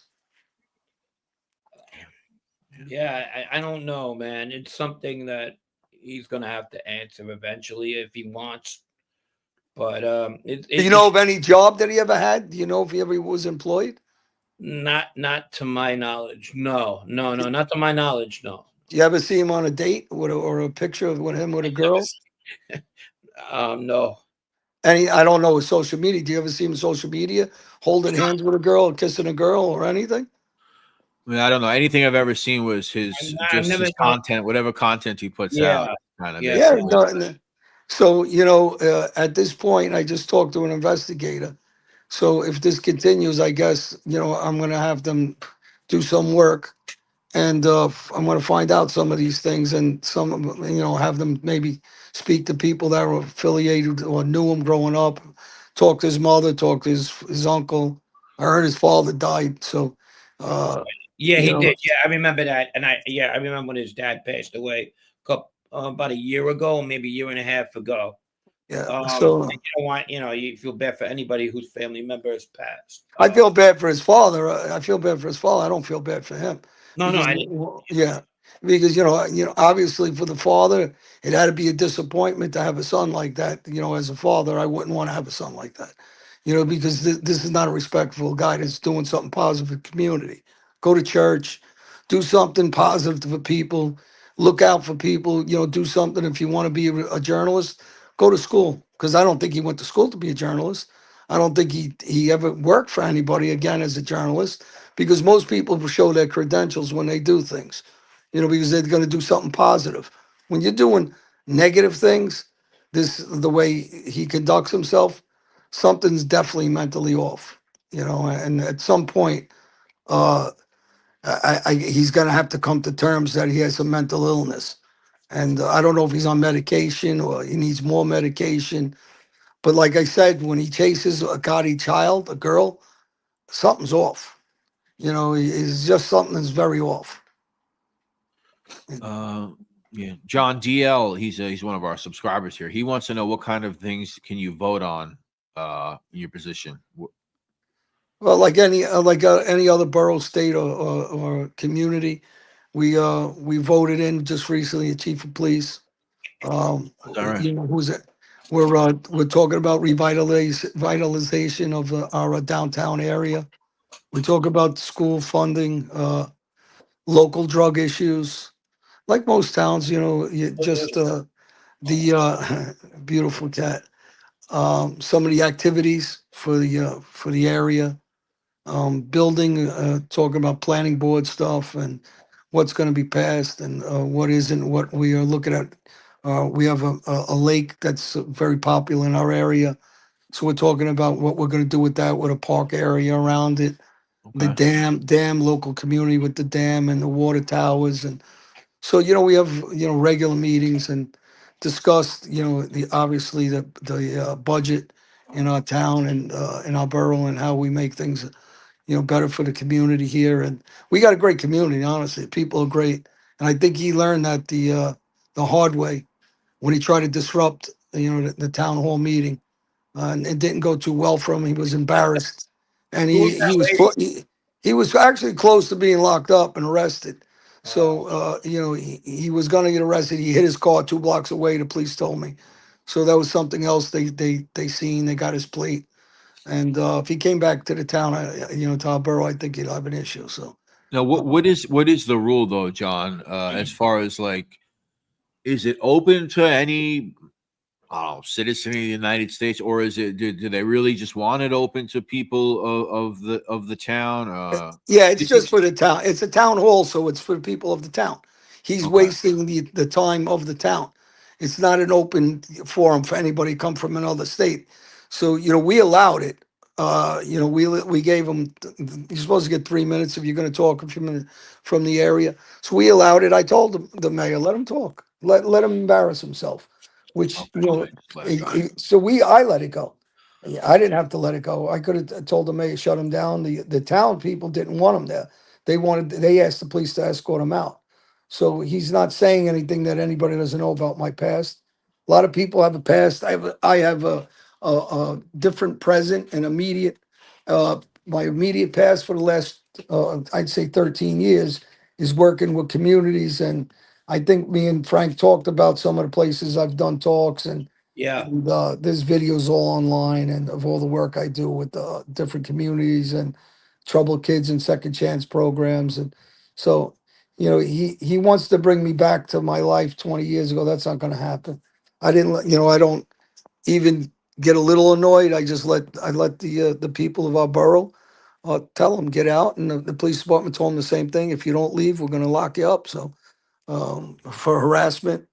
The adjoining towns in Freehold already have his name, in Alapin, so they know who he is. If he comes back around, I guess he'll find out that if you're going to come here and harass the community or the people in the community, disrupt our meetings, it's not going to fare well for him. So at this point, he embarrassed himself, and everybody, when you want to go to work and do something legitimately, you'll get respect from people. When you do things like this, you're just embarrassing yourself. You're embarrassing your family, your mom, and it's a shame that there's something wrong with this guy. He needs to see some, like I said, he needs to seek some help and get on some medication. I guess at this point, because you continue with this kind of sick anger, and again, we all have family, friends, jobs, kids, or whatever. Obviously, he doesn't have any of those things. Nobody would do this for this long. Um, just it's sad, really. And I even hope he gets it together as far as what he wants in life. And I hope this ain't it. Move on. Well, if you meet somebody, whoever he's interested in, um, And you he's a know, nice guy. Just fucking around. Fuck this guy. But no, yeah. I mean, yeah. Maybe he needs to go out there and socialize a little bit more and forget about this stuff. he's awkward socially. That's why he's doing this. For Is whatever that reason, what he's awkward socially. Yeah, I've talked to therapists about it. Everybody, they got profiles on him. So my police department here has got a profile on him now. So this is not, we spoke to some of the people because of the letters he wrote to these police departments trying to get me arrested. Is just, some of the stuff is really weird. Or when you threaten somebody else and I guess you could show that letter to whoever you want in your, whoever you guys followers and see what he did. There's a video supposedly he put out also that he was somewhere across country in the United States, and he's claiming I shot a guy. These are just weird, sick. So this isn't a journalist. This is somebody who's who's out there for some reason with such anger issues that not even factually distorting things, changing words, changing sentences, changing paragraphs, rewriting whatever he can by threatening people. If they don't comply with him, he's going to, embarrass them publicly, make up things about them, like he did to this guy. He wrote the letter, and you got the letter, and what he's doing to the Gottis now, trying to embarrass the family, trying to embarrass their kids. It's none of his business what relationships they have with whoever they have. So why are you trying to make it about, and whether he likes John Gotti Jr. or not, he suffered through that life like I did. Doesn't matter what side of the aisle somebody is, they believe him, believe me, but we don't know him. And he has no knowledge of what went on or who suffered. And so if John wanted to kick him in his ass and send him on his way, why are you going after Gotti now? Why would Gotti need to get a lawyer? Because obviously you're harassing the hell out of him, or he wouldn't get a lawyer, and harassing his family. So again, where's the mother? Because he's a 40-year-old man. He's not a 17-year-old kid. You believe you would see this behavior out of a 16 or 15-year-old kid that's got some mental issues, not a 40-year-old guy that's living in his mother's basement with no job. So this is, the kids, I don't know. I mean, I can't really understand more than that. How mentally ill he is. That's basically, really. And he believes he's going to be some famous. He lost any kind of respect from anybody. Let him go put in for a job somewhere and see what they think of him now that he's known as a serial something or other. I know, for all I know, maybe he is killing people and nobody knows. It was very strange behavior. Like we said, he could. You don't know. You really don't know because he's. What would his serial killer name be? I don't know because he doesn't. He's even embarrassed of his own name. His real name's Jorge. So he doesn't even use his real name. There's some issues with him. Shout out to Tony Soflo. Matter of fact, he's in the house. Miami's Tony. Oh, I know who he is. Tony, it's very interesting. What's that? Tony's like, it's very interesting. Like, geez, I never thought. I mean, you got to ask some of the people that follow you. Ask them what they think. I mean, I don't know. Yeah, go ahead. They're more free. What do you guys think? If they have any questions, I mean, based on the comments, I don't think anybody is on his side. A lot of people do know him or know of him from other chats. So, like I said in the beginning, Chris, I mean, I hit you up. You even after this or fucking next week, whatever. If you want to respond, I know you want to put out your own thing, and you didn't like some of the New York Post stuff, and you have a lot of gripes. How about Channel 12? Did he like Channel 12s? I didn't know. I didn't get to 12. Channel 12 Post was at least a little bit kind to him. Channel 12 really wasn't kind to him at all. And the local papers here weren't kind to him either. Everybody has the same opinion. There's something mentally off with him. Yeah. So but this is a show for anybody. Anybody can comment to this. Isn't like, well, he's afraid to come in and open for him because you're my friend. You're not my friend, so you're my friend. So I don't want you on this show. I know you, so you shouldn't have this guy. Everybody's welcome here. Anybody could express, like John's here. Chris is welcome. Anyone else? But why is he afraid of you guys? Since you have a rapport with him. I don't know why he wouldn't want to come. I do have a rapport with him. So I don't know. He probably knows where I stand with this. I don't think it's cool. And maybe that's enough for him not to want to come. I don't know. I mean, listen, you know how sick. I mean, get this, like, so you understand. Where were you guys 10 years ago? Yeah, I remember I was around. I went through it with you 7, 8 years ago. I wasn't anywhere near this stuff. So. No, but I'm saying no. Doesn't not this stuff. But where were you 10 years ago?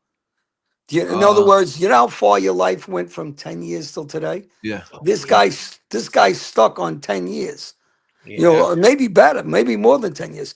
But you imagine 10 years of doing the same thing with no job, no girlfriend, no boyfriend, living in mommy's house, not having any kind of social life, not having friends, not having any kind of normalcy. You're a 40-year-old man, 40 without any kind of life. It's something's definitely mentally off. You can't tell me that you wake up every day and Angel Gotti gets up and she has children, right? So she's busy. She does what she wants. She might play on these sites and talk on these. That's her prerogative. But she has a life. No, you know, whether you like her or not, I don't know if you do or not. Too. Huh? She's older too. She's probably retired. She's But no, but I'm saying she has a full life. Yeah, They of have, course. you know, they all have kids and this and that, whatever. They have a full life. She's To a do grandma. this, I mean, yeah, to do this to her family, right? Forget me now. You know, what are you doing all these years is sick. It's really sick. There's no other word for it. Sick. Nobody's going to follow you around for 10 years. It's mentally ill. There's no explanation for it. So, you know, that's the reason why he's not going to go on your show. Because if you read that letter and ask him, why would you? So when he talks about rats. Well, what's the letter, John? Because I didn't see the letter myself. I know Frank said he saw it. Well, here he is. So here he is here. So Casparosa says, check out the title of my live stream for tomorrow night. After you see it, you'll understand why he's trying to discredit me. He has told dozens of lies about me. Well, ask him. Don't read that. Just ask him, did he write a letter and threaten a guy if he didn't lie or if he didn't set me up, that he was going to expose him as some sort of pedophile? Now, right. Frank, you got the letter there, right? So now ask him, did he write that letter? Did he threaten that guy? I would definitely ask him if he wrote that letter. Ask him. He's on the air, right? He just wrote in. Ask him. No, he's not on the air. He's on the chat. He's in the chat. Yeah. Okay, ask him if he threatened him on the chat. Did he ask a guy to lie and did he threaten Parsons, John Parsons guy? Yeah, whatever his name is. Letter, that was his name. The letter that he wrote telling him that he's gonna he found info on him of years ago, if it's true, about him being a diddler, whatever fuck it is. And the guy said no, he wasn't. And he goes, well, if you do, I'm gonna tell everybody. If you help John or whatever, I'm gonna tell everybody that's what you are. If he doesn't set me up and try to lie about you, right. Yeah, he was supposed to say. Okay. There's one. So you ask him that, and if he's and then the second one, ask him why he would call and write the cold case squad trying to get me on a murder. While you were in the witness protection program, which is right. It doesn't happen much. Okay. Well, he could join the witness protection program because this is the guy who's doing it, and then you can ask him why he's on another video saying I shot somebody across country. Oh. God. So why is he lying and doing all this stuff? That's not a journalist. That's somebody mentally ill. So, Councilman John Alite's House of Horror. That's the title of the. Guy's obsessed. The guy's really weird. He asked me to read it, so I'm reading it. He's got 5 people that no, he's just trying to get fame off of me. That's what same thing he does off Gotti. Nobody's going to listen to him. He's got 5 people that follow him. Nobody cares what he has to say. Councilman, they all know he's weird. Horror, corruption. Yeah. All right. Well, listen. I mean, I listen. The reason why I came on, honestly, is for you guys. Is it's a positive message for kids. Thank you for coming on. Nah, I got to show a guy like that who tries to bully because they do this to kids. Get up. Uh-oh. Did we lose John? Are you all right? If you don't set me up, and if you have no job and no girlfriend and no boyfriend, let's talk about what's important. He has no life. He can't spin that. He has no boyfriend, no girlfriend, no children, no friends. He lives in his mother's house and no job. He cannot spin this. And all the letters I gave you, he can't spin those. Those are his. And, cooperating and calling the police department on everybody, he can't spin it. So, the guy's just a freak, honestly. And, at some point, after 10, 11 years, you have to stop doing what he's doing because he's mentally ill. So, he can switch and try to change the things that he wrote. And there's no spin on what I just said. Those are all the things that he can't spin. And the part that he has a gun and threatening people that he's got a gun, it's laughable. Because, if he came around with that, I guess he'll see. He has a problem. So. Get a cupcake out of here. That's not cool at all. All right. Well, I guess we'll see what the other side has to say tomorrow. John, what is your ultimate political aspirations? Where do you see yourself? What is your dream? My dream is to keep helping the community so people don't have, I go to church every week, don't suffer the life that I lived. It was a terrible life. I'll be the first one to say it. And that chapter, that book is done. I started a new book with my new life, going on 15 years. And I just want to live a positive life and stay away from negative people like this guy. This weird guy is just, a negative person that has got some sort of crazy obsession with me. And this is very strange. That's all. And just keep doing the right thing, positive thing for, kids that are struggling, just like a lot of us were. So really, that's why I got into the politics and into my community, and hopefully, it'll continue on my path that I'm on, and save some lives and try to do things that are righteous and what God would want me to do, and stay on this track. God bless, Mobile. Yeah, God bless. And a couple of people, it's up to you if you want to comment on this, John. A couple of people have been asking you if you have anything to say about Gene. He was on the show a couple of weeks back. Obviously, he's kind of been in and out of trouble, but Yeah, the people know. Listen, when I first started with Gene, I like Gene, and unfortunately, I can't condone some of the craziness, and I talk to him over and over again. I hope he gets his stuff, right.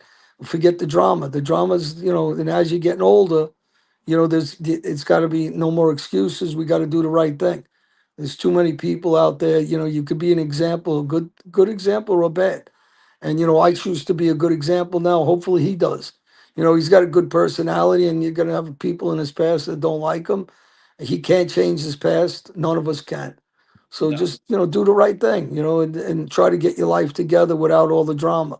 And I hope he does. I mean, I wish him well. I don't wish anything bad on him or anybody. Honestly, same with Gotti. I mean, I let that thing go, and and he's been quiet about it. And I just, hey, listen, I don't wish nothing on nobody.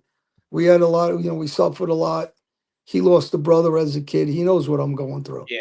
So hopefully other people do the same thing. They just, it really doesn't matter at this point. I don't live that life anymore. So at this point, I just want to live a positive life, and that's it. Did you somebody's catch our asking, Sammy, John, What's you that? gonna watch the reenactment in Manalapan this June? I don't know. Is that some kind of Civil War thing or something? I'm not sure. I don't know what that is, Manal, but the reenactment. Ask him what that's about. The reenactment. Civil War I think that's Sammy reenactment? getting baptized. That's the reenactment. You saw that? Oh, You you saw want to see Sammy? that? You want to see Sammy getting baptized? We did a little clip. Check it out. Check it out. I Should I play? gotta laugh. I gotta play. I want to It's like see a minute and 10 seconds. I gotta Go warn ahead, you. I'll listen. I'll watch Great. it. Watch. You're gonna love it. Oh, well, that's In not it.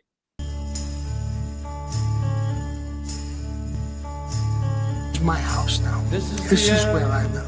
It's awesome. I live there. I live with Jesus Christ. I may live here and walk in that door. I may die tomorrow, but I'm going there. You took the blood oath. You agreed to keep your mouth shut. You knew you weren't entering fantasy land. Bust your fucking mouth wide open. I'm gonna put you on your fucking knees and I'm gonna make you suck my dick. That stands the end. No safety or surprise. The end. Who the fuck in the mob says stop the baloney? What kind of statement is that? Into your eyes again.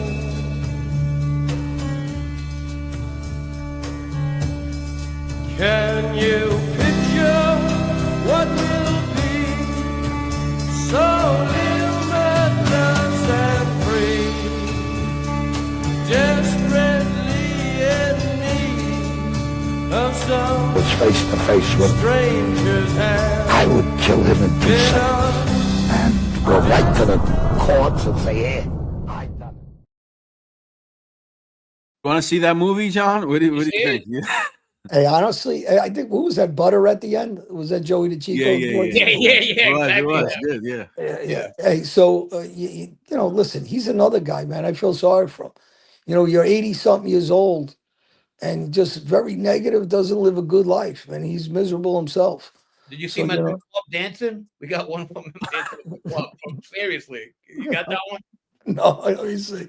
I can laugh at this stuff. Where's Latrell? Dance floor.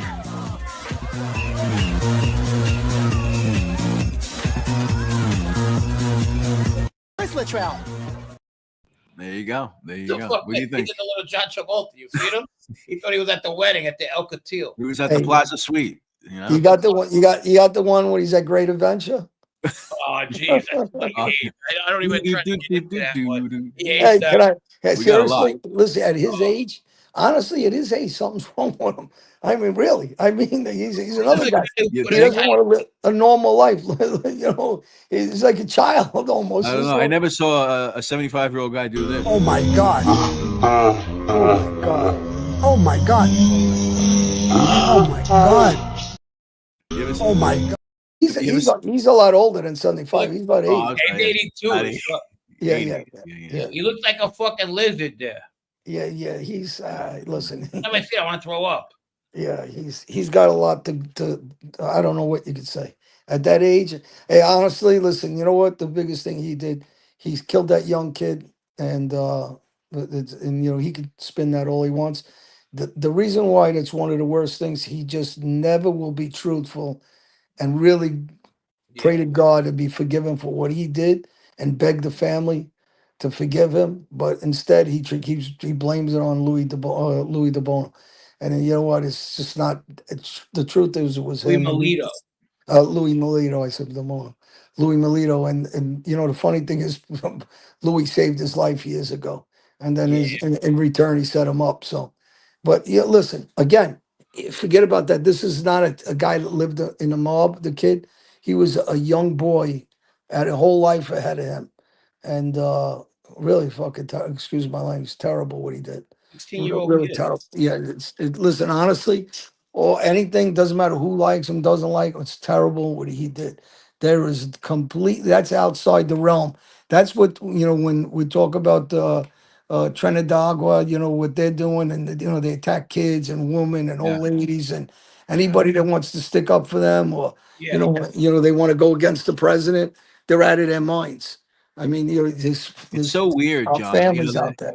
That stuff has been pissing me off for a long time, John, because you know, I'm in Queens. You know, I had family that used to live in Huntington, and I saw this like when I was a teenager, like 15 years, 20 years ago, whatever it may be, when a lot of the MS-13, a lot of these guys started coming into Huntington, Long Island, and then they started spreading out. It's been going on Long Island for like almost 20 years. And then you had what Joy Reid saying it was fake and laughing about it.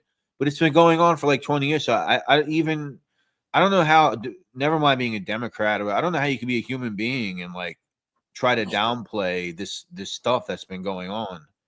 Well, I'm going to tell you why. Because if our president had the opposite thought and you know believed what these nutty people believe, if he was the one that said MS-13 is okay, even though they're not citizens, they'd go the opposite way. They just do anything opposite that the president does. It doesn't matter. They don't care about the American citizen. That's obvious. They didn't care about Morin, you know, Patty Morin's the daughter that was killed, you know, with 5 children. So you didn't see the Democrats go and support her or talk about her. Instead, they're flying to El Salvador to sit. I forget his name, Honan or whatever his name is, the gray-haired senator. And he's on a tax payer's dollar. And he wants to talk about bringing in due process for somebody that came to the country that didn't come through due process. Why should he get due process when he's not part of this country? He's not an American citizen. You broke into this country illegally. Who knows if he raped any girls? Who knows if he killed any woman, any children, child trafficking? We don't know because we don't know what the hell these guys are up to. But you know, people ask me, well, you're talking good about. No, listen, the mob guys, whether I believe in that life or not, which I don't, they're not out doing what these guys are doing. There's a big difference in the type of crimes that are going on. These gangs are hitting old ladies over the head and stealing their pocketbook. They're raping kids. They're child trafficking kids. They're murdering 12-year-olds in gang rape. And you know, so what person in their right mind wants them to be in this country? It's crazy. I mean, you could go, anybody in the chat, just go to Google, type in MS-13 indictment Long Island or something, and you'll find like teenagers, high school kids brutally murdered and dumped in the woods. I mean, this has happened numerous times. I mean, there was a huge indictment, I think last year. They gave a bunch of guys life. Somebody ended up, and this is involving like high school kids. Like was a crazy story. These girls set up some 16-year-old high school kids, and they butchered Oh, I them. remember they took him in the woods. Yeah, I They remember. took them in the woods and butchered them. I mean, this Yeah, is I know. insane. Yeah, I know. And There's a you know lot of what? those. You know what? I want to tell these sick, whacked out Democrats when they're fighting for their rights. How about fighting for all the homeless kids that we have in this country that are Many. American citizens, 125,000 of them? How about fighting for the 50,000 homeless veterans? How about that? How about fighting for the inner city kids that don't have money, that dead broke, and yet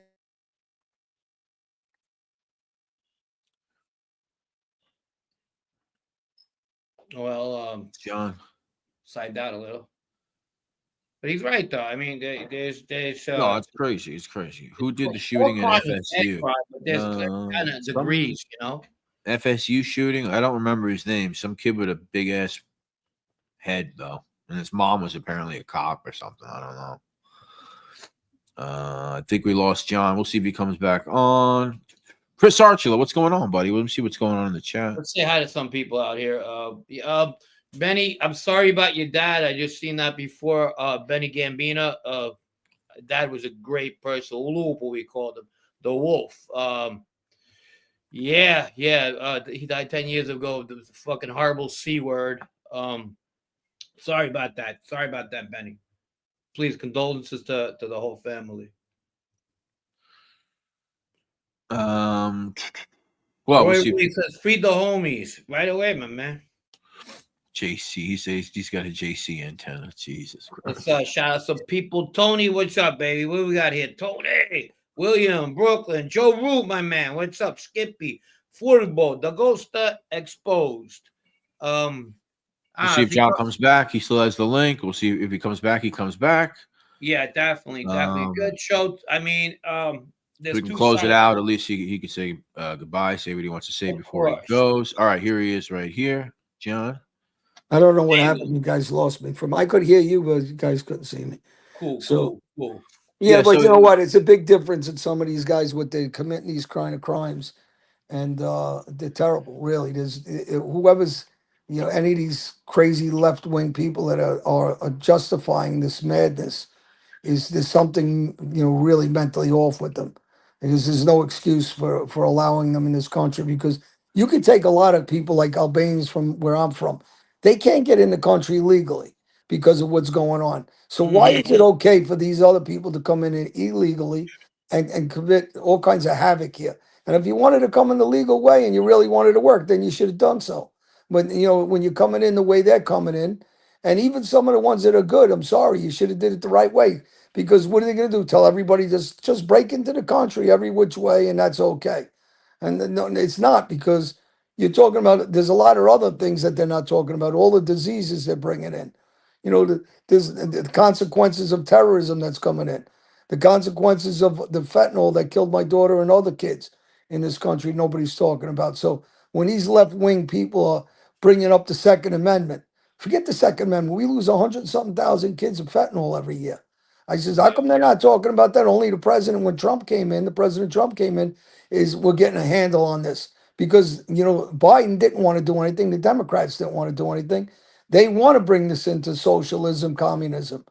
So, of course, people that don't know anybody don't know the facts, and, or these left wing trying to destroy our country. They don't care about American citizens. Go into every one of our inner cities and see that. Why aren't they giving them school choice? Instead, they're giving their money away and Social Security to illegals that came here that are doing everything they can to destroy the country. And, people can say, well, you said that. I didn't say every single one of them, but a good portion of them are coming in and they're doing it the wrong way. If you really wanted to come in this country and have the American dream, you come in like everybody else, the legal way, the legitimate way, and file your papers so everybody knows who's who, and make sure you got your shots. You're not bringing in diseases. You're not bringing in bombs. You're not bringing in drugs. You're not, raping women and trafficking children. I mean, this is insane that this discussion's even happening. Yeah, the immigration problem is a problem more ways than one. It's not the immigrants of yesteryear. It's not, this is a brand new world with brand new immigrants, and one of the biggest problems we do have is that fentanyl epidemic, and that needs to be fucking exterminated to every effect. You know what I mean? Yeah, it's terrible. You got so many young college kids taking all night, pills to stay up so they could cram tests. They're dying. You got fat burning pills. They're dying. They're smoking weed. They're dying. That it's in everything. So they're taking medications from private pharmacies that You can't they're get good coke dying. anymore. I'm just kidding. I don't fuck with that shit. So Gary Player, this is something that I see a lot of people say. I don't quite comprehend the logic when people say this. Yes, MS-13 and Tren de Aragua are bad guys, but let's not act like we Americans don't have a very own terrible rapist murders. Yeah, we do, Gary. So why do we have to outsource for more? Yeah, it's like I don't get the logic. I mean, Yeah, I understand. the logic of the guy Garrity just wrote is another. It doesn't even make sense. Nobody's okaying rapists or murderers of children and old ladies. Who's saying that? But why you at least here's the good end, and not there's no good end, but American citizens, everybody knows who they are. They're fingerprinted. They're born here. There's records of them. They're not just wandering around the country and nobody knows who they are, where they're from. There's the difference. This guy's missing the point here. So that's the point of this. And no, it's not okay for anybody to rape anybody and kill them. The problem is, improper vetting. Obviously, for every family or hardworking guy or woman with children that wants to come in the right way, you don't know how many working, age men, 18, 19, single adult males are coming in. That's the problem. The single adult males who don't have. You know what the problem is? You know what the other problem is? When 50 of them went to Martha's Vineyard, you see how fast Obama and them got rid of them. That was pretty funny. Right? So they're so full of crap, these people. The difference is the president doesn't care where they're at. He's getting rid of them because he knows they're a danger to this country. So that's the point. So when they attack the president, he's the only one that's taking America first. He said it. He ran on it. America first policy, and we all agree on it. Well, most America did because they voted him in. So when someone says we don't care what other country they're from, if you want to come in the right way. Yeah. Thank you, Snake. Appreciate you, buddy. Thank you. $4.99 from Snake. Thank you, Snake. Absolutely. Escape from New York. There he is. But yeah, I think it's what I was saying is just too many young single men. I mean, when is that a good idea? To me, that's never a good idea. That seems like the theme tonight. I don't care what fucking country you're coming from. You can't import hundreds to thousands of young single men and expect these guys to have some prospects or good. And this ain't even a racial thing because they were putting them in the Bronx and the blacks and the Puerto Ricans, the Hispanics over there. They were fed up. You should see the Chinese in Bensonhurst. They caused a fucking riot over there. One of the politicians bit a cop. You saw the Chinese. Well, who's going to eat the cats first? They were fucking pissed off. The Chinese are like, they're going to take out because cats. These people, they're sick of it too. It's not even a racial thing. It's just people in communities. They don't want single male shelters near a school, or they don't trust the process. And I think it's okay to listen to the community when they speak, right?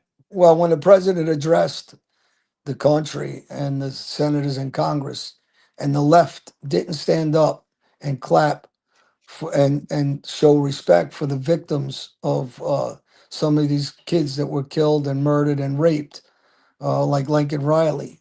What explanation could they possibly have that they didn't stand up and clap for support of these poor kids that lost their lives, or for some of the mothers that showed up for their children that lost their lives to fentanyl? They came in, or for some of the girls that were raped, or and I could continue, or for the little boy that had cancer. I believe his name was TJ, maybe, but a cute, adorable kid that had brain cancer. They didn't stand and clap for him, and so this is a sickness on the left, and the people that believe the Democratic Party is the Democratic Party from when we were young is sadly mistaken. This is a radical communist party that wanted one world order, that loved China. They have no problem with the Chinese, with their slave labor in China, torturing Muslims and every other person for slave labor. And yet these leftists, okay, they'll do business with them and they got a problem when President Trump is evening up the playing field in a trade war. It's like anything other relationship. If you're married to somebody, it's not 90-10 or 80-20. It's 50-50. So the same thing the president is doing now in his country. He's evening up all the trade agreements. And if they don't like it, it's too bad. It's not 80% for them, 20 for us, 90 for them, 10 for us. So he's doing what our country all wants. And as far as slave labor, guys like LeBron James that talks about slavery and the wrong thing, he's making millions and millions. He became a billionaire off of China and slave labor. So, Well, they all get the they memo. all Yeah, got double standard. they all get the And memo on that stuff. Yeah, they're not supposed to talk about that stuff. But The you NBA, did right? mention the debt. I mean, Matt's got a good question. Speaking on Trump, what do you think about the situation with the tariffs? Obviously, people are pretty split on it in this country. Well, because they don't understand what the president's doing. First, it's not just about tariffs. It's a war to stop Mexico, Canada, and China, especially, that were bringing in fentanyl. So this wasn't just a tariff war.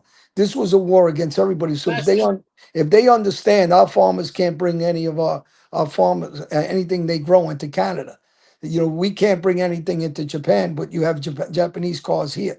So you have countries completely abusing this country, and then you have other countries like China that have taken over everything in this country. And if the president didn't step in, we all be speaking Chinese in another 30 years. If we leave it up to like guys like Joe Biden, doesn't even know what time it is.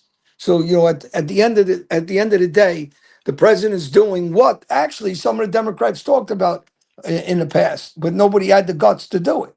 And the president's the first one, because we can't exist like this. If this continues, we're gonna be destroyed anyway. So at this point, something had to be done, and it'll level out right now. And the very wealthy are short in the market. They know what they're doing. So just like the president said, they got to relax, and you'll see in 6 months how things will come around. Because without us, Canada can't exist. Without us, Mexico cannot exist. Without us, China cannot exist. They have, I believe, it's about 40% of their trade is with us. So when people are saying they need a little patience with everybody that didn't believe in the president, he proved them wrong, over and over again. So for me, I stand with them no matter what. Everything he's done has been correct over the years. So, and he's the only president that doesn't want wars. The rest of them are warmongers because you got the deep state. So I could go on and on. So somebody's talking about tariffs. Would they be married to their wife if the wife had 90% of their relationships? You had 10? No. It's as simple as that. It's got to be an even agreement for things to work out. Relationships don't work out when it's one-sided. No. No, good point. Very good point. Yeah, I guess the problem is people don't. Business move too, and he's probably the most our president is the most business-minded person we ever had in the Oval Office. We know that. But did you ever see this country talk about patriotism the way they do now?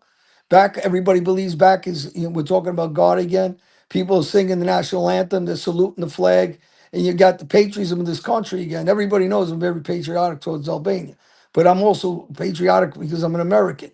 And our soldiers died and risked their lives and lost limbs for hundreds of years here, doing the right thing for our country. And it's a disgrace that people forget about the American flag, America first. And there's nothing wrong with every other country looks out for their people before us. So why shouldn't we, as Americans, look out for ourselves? Well said. So 100%. We do what we do in this country because people died for our country, and that's what we need to understand. We're supposed to want to die for our president, right? For our country. And that's what this country was built on, right? Protecting our president. They have done nothing but attack the president and nonstop attack them. You didn't see all these lawsuits when Biden was killing our kids with open borders. Nobody cared. They just ignored it. Didn't matter what we said. Mayorkas would get up there and lie. Kamala Harris would have another drink. She never went to the border. Are they kidding me? Buttigieg, they took billions of dollars for infrastructure and they never put it in infrastructure. They took 7% of the money. Nobody's seen it. The same thing with the green scam. They don't. Where's all the charging stations? They're full of crap. Yet, China and India didn't agree to come into it. So you're not making a dent in the atmosphere. These are all jokes. These are people that aren't educated. They don't understand what's going on. The WHO, a joke. These are people that really don't know what they're talking about politically. And if you do, you wouldn't be okay with what they've done. You'd be right behind the president because everything he's doing is for us first. And without having President Trump in, this country was through. We were done, and that's what they wanted. They wanted to topple our country from within. You have so many bureaucrats in this country weren't voted in. They're running our country. Who's running that auto pen for Biden? I hate to even use the word President Biden. He was sellout to this country. He destroyed it. Well, I don't think he was in charge. I mean, I think he was a corpse, Weekend at Bernie's situation. Unfortunately, it's sad. It really is sad that the media covered for him for how long? They did. Right? No, they did. Yeah, and now all of a sudden they're talking against him. Well, Jake Tapper has that book coming out where he's like, meanwhile, he was supporting the cover up. So I think had 51 CIA agents interfered in our election. 51 that hid that laptop and knew it was real. They're not fooling anybody. They got caught. Well, with that was everything real too. I mean, because that was real. Well, they admitted they lied, and they admitted that they influenced Facebook and Zuckerberg. They influenced they didn't allow free speech, and they loved Elon Musk until Elon Musk didn't like what they were doing with freedom of speech. So then he switched, but before that, he was really a Democrat. He was, yeah. But the Democrat Party again isn't Democrat Party. They use that word, and when they talk about they want one world order, they're talking about communism. They just can't use the word communism. That's what they're talking about. They don't want no rights for citizens. That's their idea for world order. Crazy. Somebody asked if you're endorsed by Trump. You have met him a couple of times, right? You're around him, right? Yeah. I think it was around the same time we were out in Florida. And then you disappear for 2 days. Next thing we know, you're taking a picture with Donald Trump. I said, what if he went from the pool at the Fountain Blue to fucking a picture with Trump within 2 days? I'm going to tell you what it is, Frank. He is one and his family. And people would say what they want. He's a regular guy. He's a nice guy. He's a gentleman. He doesn't talk down to you. His family doesn't talk down to you. They're the perfect American. Listen, look at his wife, right? Look at Melania Trump. This is the most beautiful, speaks 6 languages, classy woman. She should be in the cover of every magazine. This is how full of shit these bureaucratic left-wing people are, that they want to insult the intelligence of people like we don't see what this woman is. And they want to act like this is a very, very highly intelligent woman. Very highly speaks 6 languages. Why isn't, and she's a beautiful woman, why isn't she on the cover of all these magazines? Why do they do what they do to this woman? For what reason? Everything they've done to this president, everybody they did to his cabinet, what they did to General Flynn, what they did to Navarro, what they did to Bannon, what they did to Roger Stone, what they did to all of them is weaponize and destroy America's values and our justice system. What Letitia James did, I mean, this is a joke. All of them. What Colangelo did, with the DOJ, when he's running around trying to bring cases against the president of frivolous with our money. And what they did with our taxpayer money, what do they think they're going after Doge so bad for? They're taking our money, sending it overseas, all over the place for NGOs that people aren't understanding. They're robbing the hell out of us. And and again, I'll say it: we shouldn't have a ghetto in America for the money. It's not fair to all. And they act like they care about the inner city. They don't care about nothing with the inner city. The president does. He's the one that came in with opportunity zones last time. He's the one that brought the lowest unemployment in inner cities ever. So they don't talk about that, right? They just want to spin the idea that. The idea that the United States has a Kensington, Philadelphia, or a Skid Row in Los Angeles, and they do this thing where it's like they let this go on because they do it under the guise of like harm reduction. You hear that term a lot: harm reduction, because they give people. I'm in Kensington, by the way. I do at K&A Boxing, and we work with kids with John. John's a great guy. He does a lot of work with with the homeless kids and kids on fentanyl. And we did a documentary a couple of years back with John Raschuti and Jill. They did a great documentary I was part of in Kensington. My friend Sam Opizio was a fighter, and he ran for council there, and he does a lot of work with the inner city. These are, when people don't want to talk about these areas, like, I'm glad you brought up Kensington, because this is America. How's that okay to just leave all these kids dying on the street? Instead, these people, like these people now, they're going and worried about an MS-13. Where the hell are they with these neighborhoods, with all these kids that are dying in our streets? You don't see them pick up a finger. Where Patty Morin's daughter was killed in his jurisdiction, it's his constituents. He doesn't do anything in Maryland. Instead, he goes to with our taxpayer money, and he runs to get photo ops in El Salvador. They're a joke. These people. I don't know how they get voted in. I mean, there's American kids that are dying all over the street, and they don't help them. I mean, it's really terrible. Yeah, maybe. Well, listen, maybe half their population's strung out. I mean, I don't know. I hate to say that, but it just seems like, I mean, what's the purpose of having a neighborhood exist like that? And once again, it goes back to this weird idea that it's harm reduction. Okay, let's keep them here. At least we know where they are. Let's get them safe, clean needles.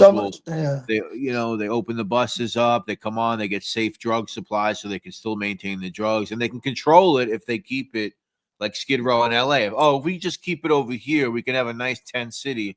As long as it doesn't stretch outside this, we're okay with it. Everything is great, but it's really not. No, well, somebody just wrote they spent billions already to address the LA homeless. Can't see the great results. And sister wrote that. Now, yeah, she's right, because they're stealing the money. They're not giving it to the homeless. They're ask Newsom where the money is. He won't account for it. They just steal it. And now he's asking for billions of dollars so he can give it to illegal immigrants in sanctuary cities. But you don't care about the homeless, or you don't care about, like I said, the vets or the kids or the inner city kids. I don't see you doing anything for them with school choice.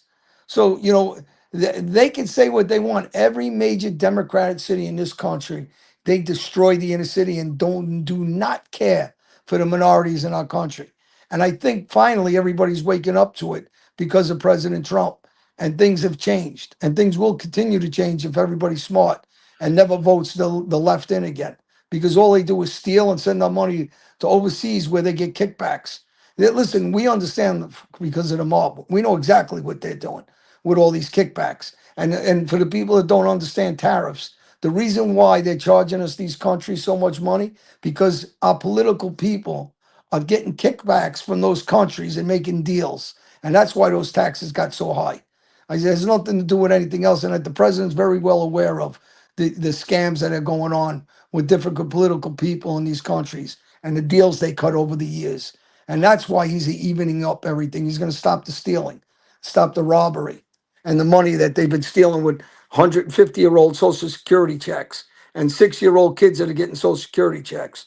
So now finally you got some checks and balances coming in. So, the left is panicking because you have people that are making billions and millions of dollars and no one knows where that money is. Good point. Very, very, very good points, John. Different John Alite from a lot of you people. Yeah, I mean, not to go from one polarizing topic to the next, but Elijah Robinson keeps on bringing up. This is something that I truly do have an issue with myself. Keeps bringing up the Israel-Palestine situation. What they don't understand, since he wants to bring that up, is you have, in Qatar or Qatar, whatever way you want to say it, you have the leaders of Hamas that are billionaires there, and they leave the people of Palestine broke. So this isn't a Palestine-Israeli problem like everybody believes. No. It's the suppression of the Palestinian people by Hamas leaders that are multi-billionaires that cause the conflict and instigate the conflict, and they want the conflict to continue. And then from there, it gets a lot more complicated, but that's basics. Right. I mean, and anybody that's okay with a woman being raped and children being killed, I'm sorry. That's not a Muslim thing. So anybody who's a real Muslim, they talk about peace. They don't talk about raping and killing and pillaging women and children. Do you think the way it's being handled is the best, John? Listen, this is a subject, and we could talk for I know we could days go and on and weeks, on and with it. very hard to explain that situation, especially on a short show. And Right. but I'll tell you one thing: if anybody came in my backyard or anybody's backyard, their own family's backyard, and raped their kids, killed them, chopped their heads off, tortured them, and Annihilate, yeah, and what do you think your retaliation is going to be? That was So a pretty Hamas knew exactly what was going to happen. They knew exactly what was going to happen with vulnerable people in Palestine who were going to get killed. And they knew exactly and didn't care because they're safely with their families in Qatar, in Qatar, whatever which way you want to pronounce that country. Yeah, they were definitely So this is what they're missing. And and 50% of those Palestinians don't want Hamas. But if they don't vote for them, they know they could get killed. So there's a lot that goes on there that people are not understanding. Along with the border of Israel allows the Palestinian people to come into Israel and work. And without those jobs, there is no money. And then if you ask the rest of the surrounding Arab nations, why wouldn't they let Palestinian people in their country? That's why I said it gets complicated because no other Arab countries would let them in. And you got to ask themselves why not. And the reason why not is because they don't trust Hamas to bring terrorism into their countries and control those people. And by threatening those people, if they don't do what they say, the family members that are back in Palestine, they'll kill them. And nobody talks about that. Well, people always suffer. It would be Japan after when the bomb fell. All them leaders, they were out the country, or even Germany when they were bringing their money to Argentina and the other South American countries, and the Russians were coming in and taking advantage of the poor German people, the ones that had nothing to do with nothing. It's always the same shit, man. We got another question. Switching gears a little bit. Taylor gave us $4.99. Thank you, Taylor. Appreciate it. Here's a question for Eli. Did John Sr. tell you to tell Joe Gallo that Jr. was done? I read that online that you made that claim. Not sure if it's true. No. He's not getting that. He got that all mixed up. That's That backwards.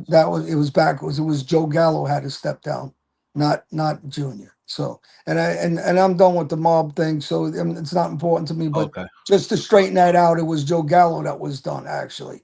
And that meeting was in a story. He told him to retire. It had nothing to do with Junior. It was Senior saying Gallo had to step away at that time. Okay. It was a new regime. Gallo was with the Castellano.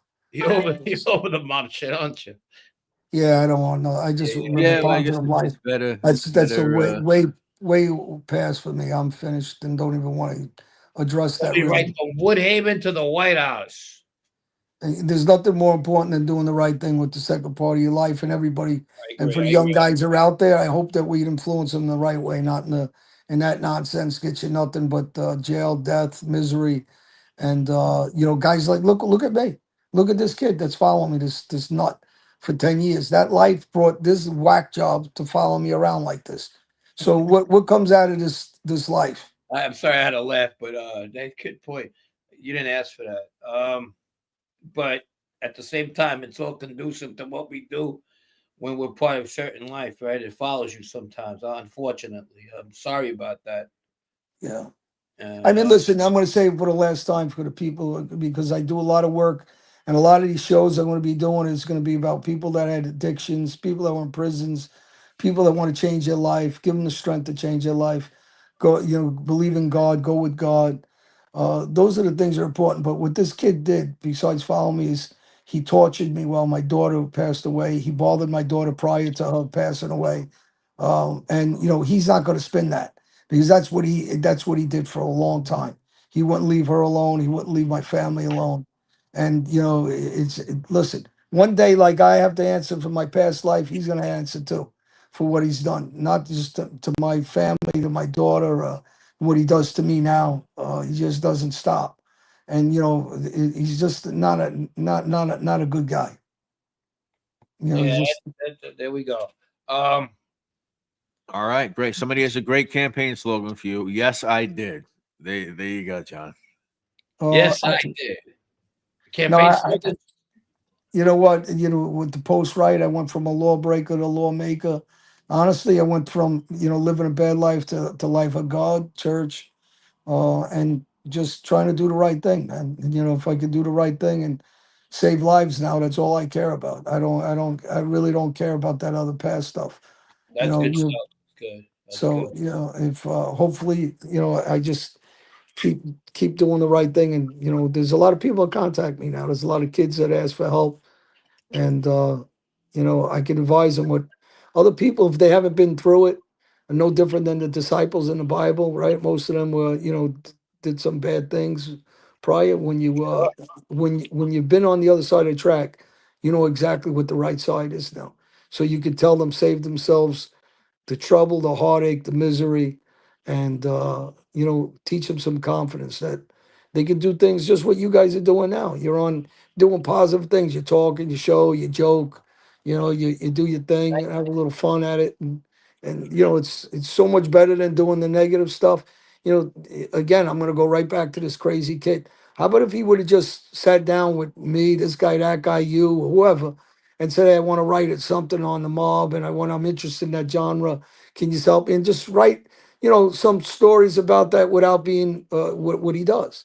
Without, and you know, he ain't gonna write. You know, if he was gonna write, he would have wrote after a year or 6 months. This is a guy who's just completely, like I said, when you're going on 10, 11, 12 years and you're telling people to lie about somebody and you're asking them and you're threatening them, there's something wrong. He's threatening guys to make up stories or to set you up so he can get you in trouble if he doesn't do what he says. That's a problem. All right, John. Appreciate you so much. Before we let you go, I got a question here from Dominic Calandra. He says, does John have an email to reach out and inquire about him talking to a group of kids? Yes, I do. I think I gave it to you, right, Frank? You could give it to them. Yeah, you did. Definitely.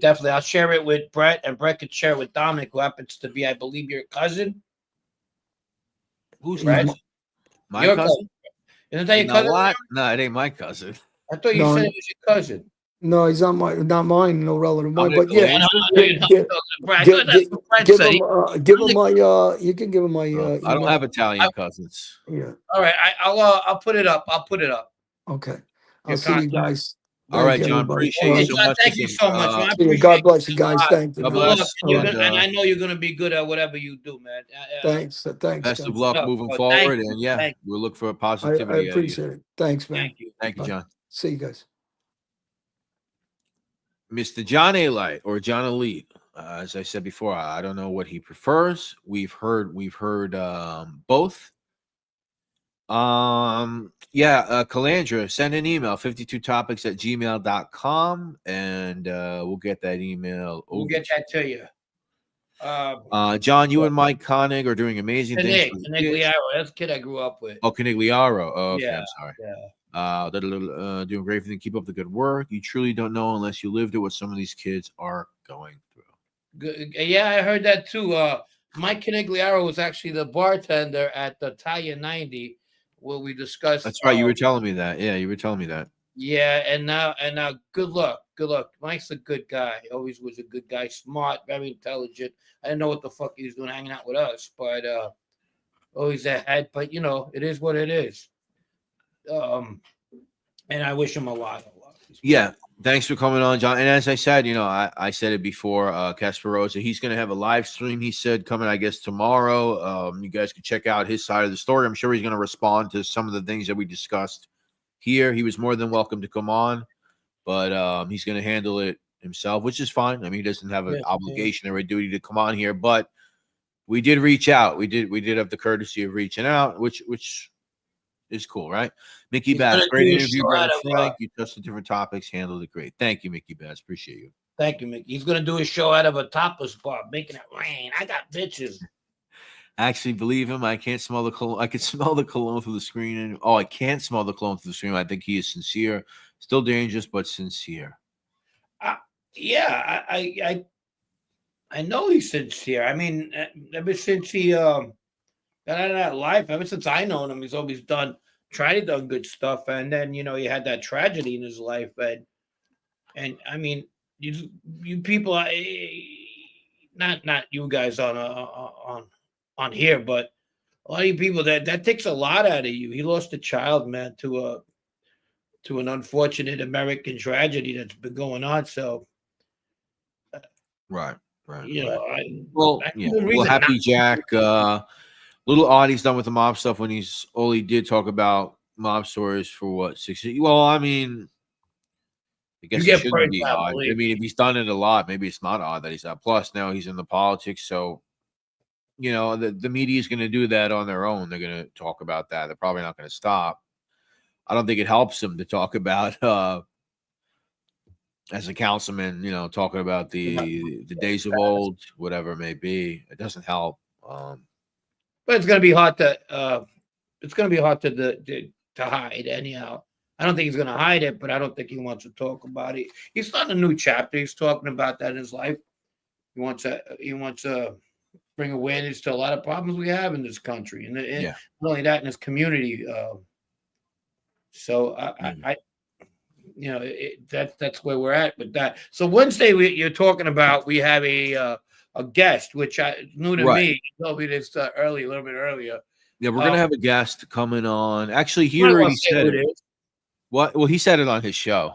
Okay, cool. That would be Dominic Sicali. Yeah, he's gonna come Ex-capo in on. the Bonanno family. He will be on. I've never spoken to him before. It'll be nice. It'll be nice. I'm pretty sure Yeah, he's coming on because we had that big. I don't know who sent it to him or how we caught wind of it, but we had that big discussion, which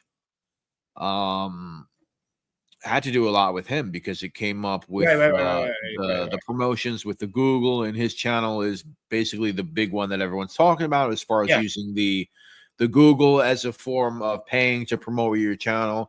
And I'm going to talk about it again Wednesday as a creator, NYC Crime Spot in here.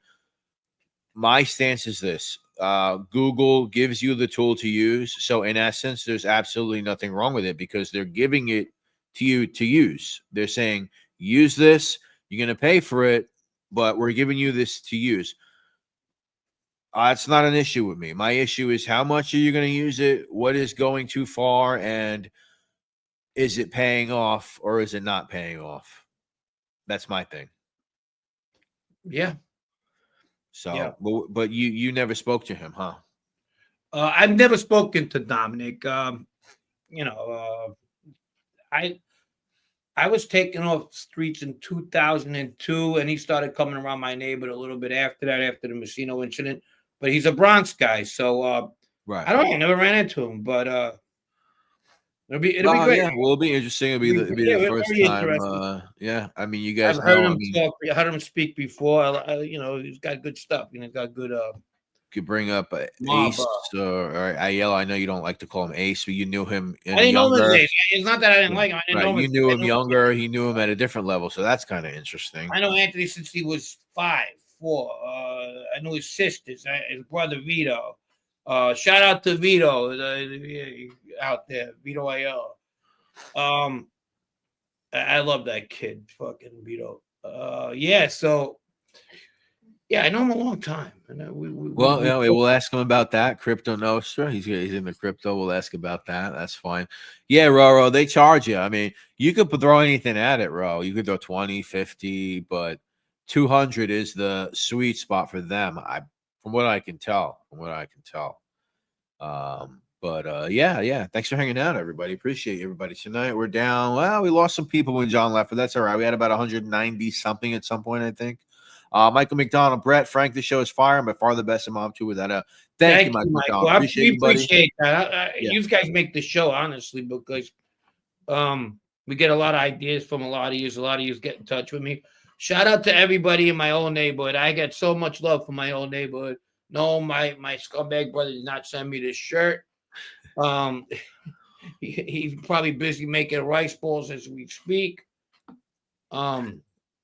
But to get off that subject, 800, sister, is that it? I'm going to ask him because, to be honest, I thought he spent a lot more than 800. But if that's what he says, I mean, I'll believe him. He's going to come on. I'll ask him about it. It's not an interrogation. We're just hanging out, talking, and I want to know. We're going to get his side of it because it came up last time, and yeah, Pete's coming on soon. I got to give him. It was supposed to be last week, but it didn't work out. I got to give him a call, Chris, for sure. My man, Pete. All right, sister. Yeah, cool. So I'll ask him. Oh, he said it on today's live. Okay. Well, we'll ask him about it. We're open to having James. Say it again. Shout out to our man James Proctor. He had a good interview the other day. I was listening. Who did he interview? The guy Dudu Pistoi's cousin. Oh, yeah, the guy that's been in our chat. He was the one of Joe Messino's first murdered victims. Actually, Right. I'm not sure. I think the Franchise guy, Carmine Franchise, was actually the shooter on that one.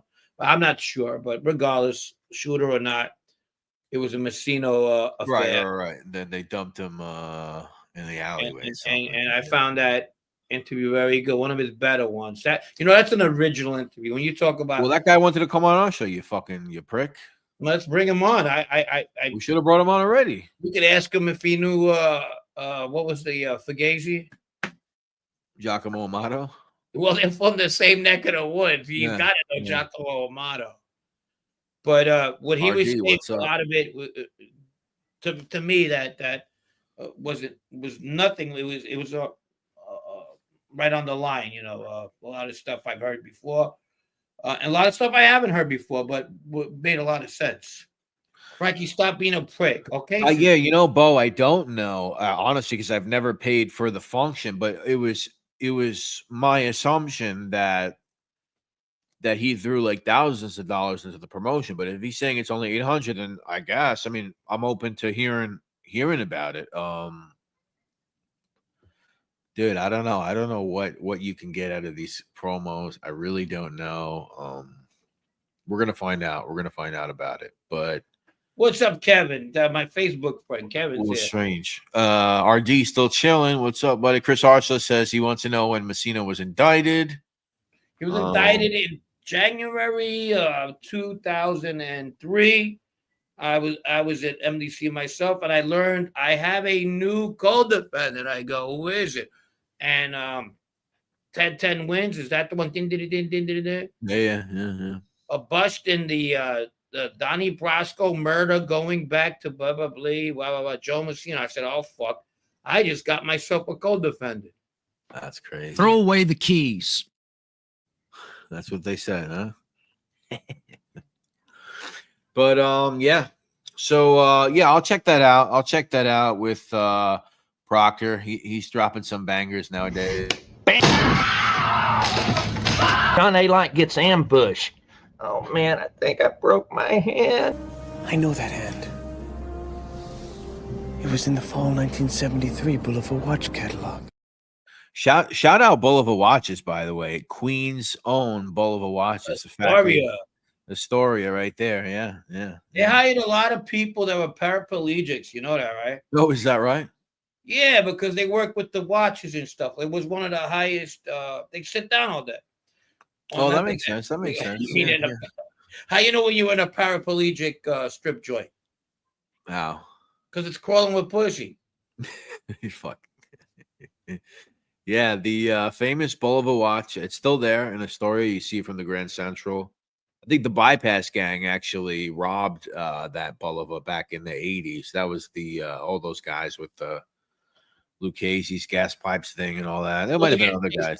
With wheelchairs, a security guard and shit. Yeah. Gave somebody a triple bypass while they were at it. You cannot that many is all right. Well, Bo, listen, Bo, when he comes on, Bo, I want you to have that question ready, Bo. When Dom comes on, Bo, anybody has a question for Dom, anybody wants to question him on it, you're more than welcome to stop by, please. And yeah, we'll have a Q&A segment. I was really hoping Casper Rosa could come on. Like I said before, I want to have everybody on the show. This is not like I saw people arguing in the chat before, calling each other's names. If you guys want to do that, you can do that. I'm not taking. It's whatever. Go at it. Call each other names all day. I'm not going to bring up the comments. It's like being at the hockey game and something's going on in the States. You know what I'm not going to ban somebody from the chat or block somebody or get rid of somebody because they have some fucking internet beef with somebody, a beef that I don't even fucking know about. I don't even know what's going on. So you guys can have at it, argue with each other. But I saw somebody advocating for me to kick somebody out because somebody else called somebody a name before. Like, you guys beef on it. I don't know anything about it, and I'm going to keep it that way. So you guys do whatever you want. That's fine. Have at it. Thanks for showing up, though. I appreciate it. Thanks for showing up, but yeah, don't not kicking out anybody on behalf of anybody else. And that's why Alite came on today, because he's Frank's friend. Even though we both have spoken to Chris Chris Casparosa, we have somewhat of a rapport with him. You probably more so. My girlfriend's here. My ex, Mo. She says, Mo, did you cross the line? No, I don't think you crossed the line. Was that you? You're not the comment I was referencing. Who's can't that girl? nowhere. So I don't know what you're saying. I'm referencing somebody that I've never even seen in the chat before that told me to kick somebody out because somebody said something. I have no. I stay out of all that stuff, so it's all non sequitur to me. It's a typical Philly fan, man. Angel Gotti beefs. Is that what it's like? I don't know. I don't fucking care. I don't really care. You guys can kill each other, do whatever you want. We'll have anybody on the show. I would love to get some fucking debates on the show. That would be great, but we'll see. That didn't happen. I try to stay away from that too, though. That we were talking about that. You want to have them all together? I said no. I know you guys like that. No, I said Marine. I said I don't care. I say have at it. Do it. Have at it. Go. Yeah, if you guys want, I'm just not going to get emotionally invested in it. No one's going to tell me that I have to block somebody. We'll get that out of the way right now. You don't want to be the crumb bum of the week.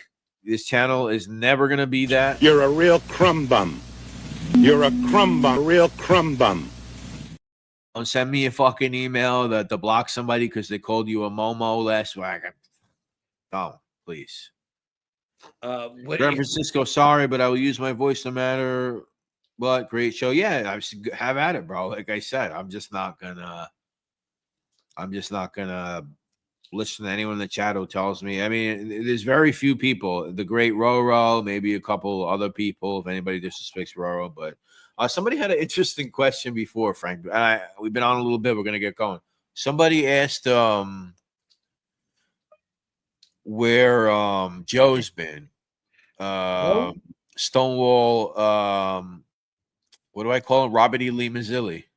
I don't know. I haven't seen him. Shout out to Joe. Shout out to Robert E. Lee Mazzilli, Joe from Brooklyn. I don't know. We haven't seen him. He hasn't showed up.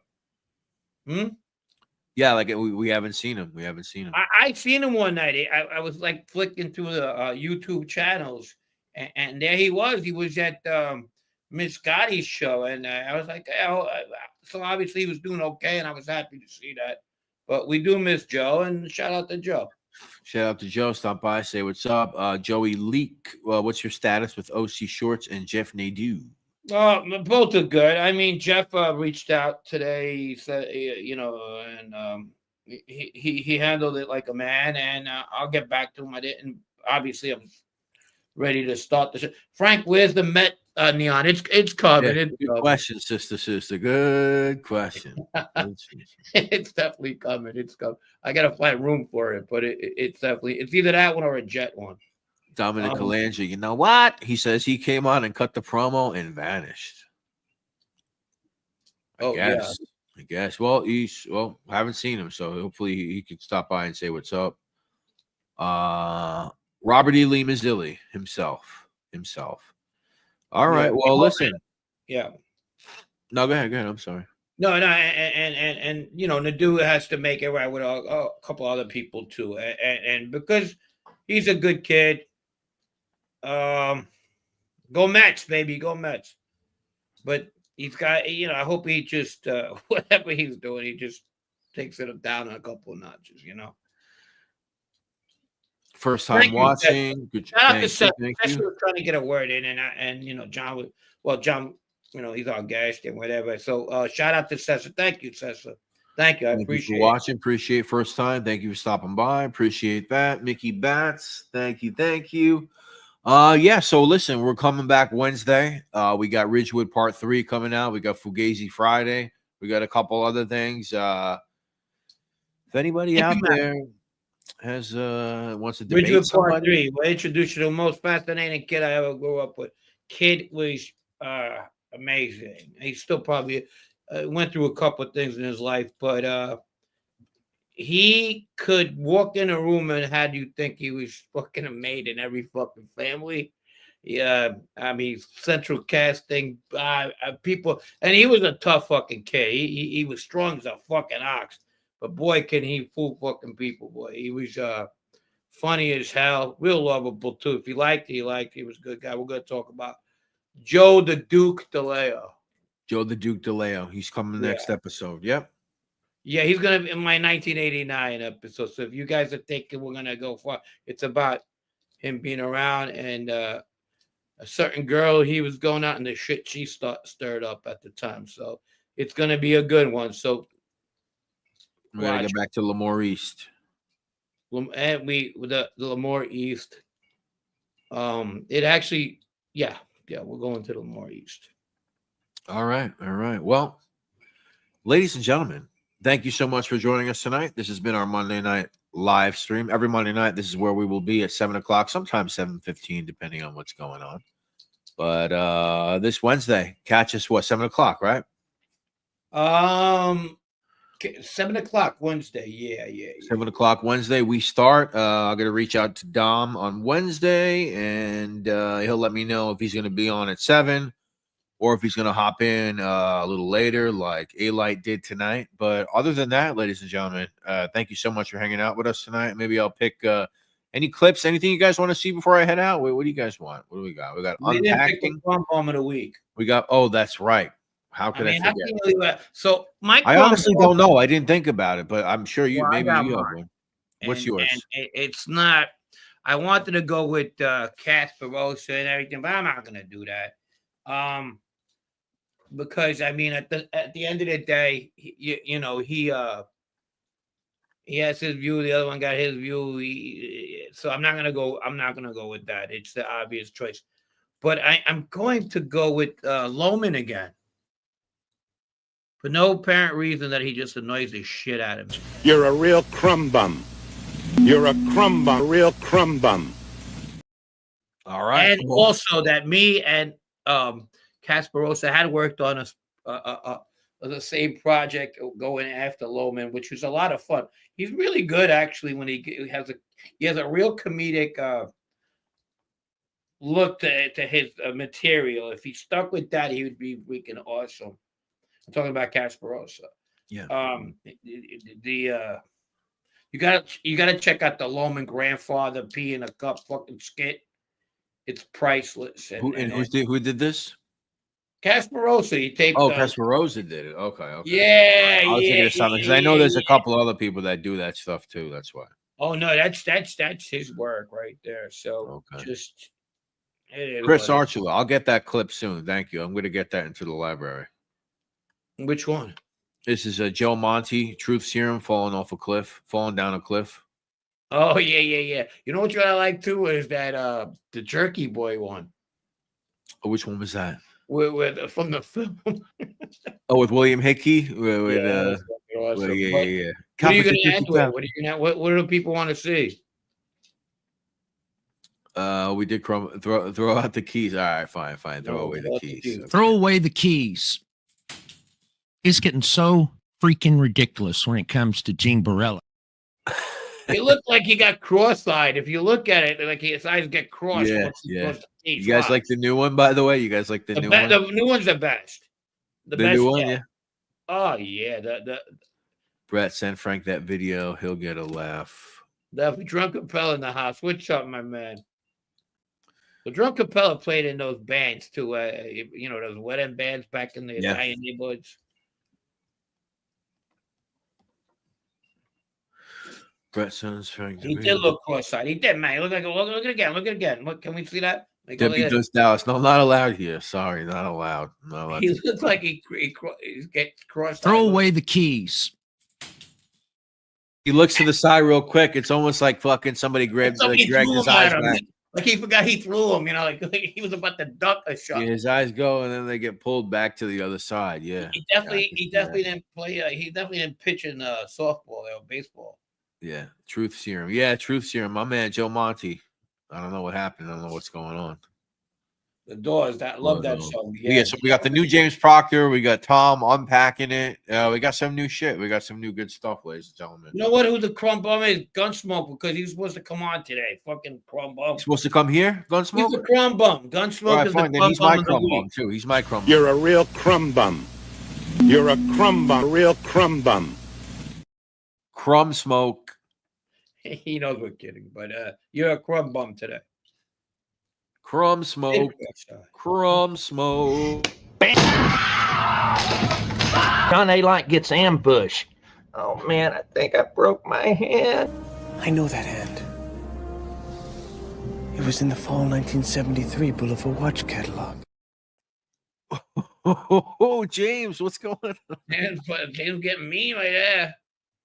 He's bringing it. He makes more of those clips. He's gonna get real popular. I'm telling you right now. He's already doing a good job. You should do it every episode. Just come out with some corny shit in the beginning, and that's it. All right, what do we got, Peace, bro? BG. Brett, there's another guy on YouTube. Looks like he could be your younger brother. Something Lounge Channel. I got to find the name for your next live.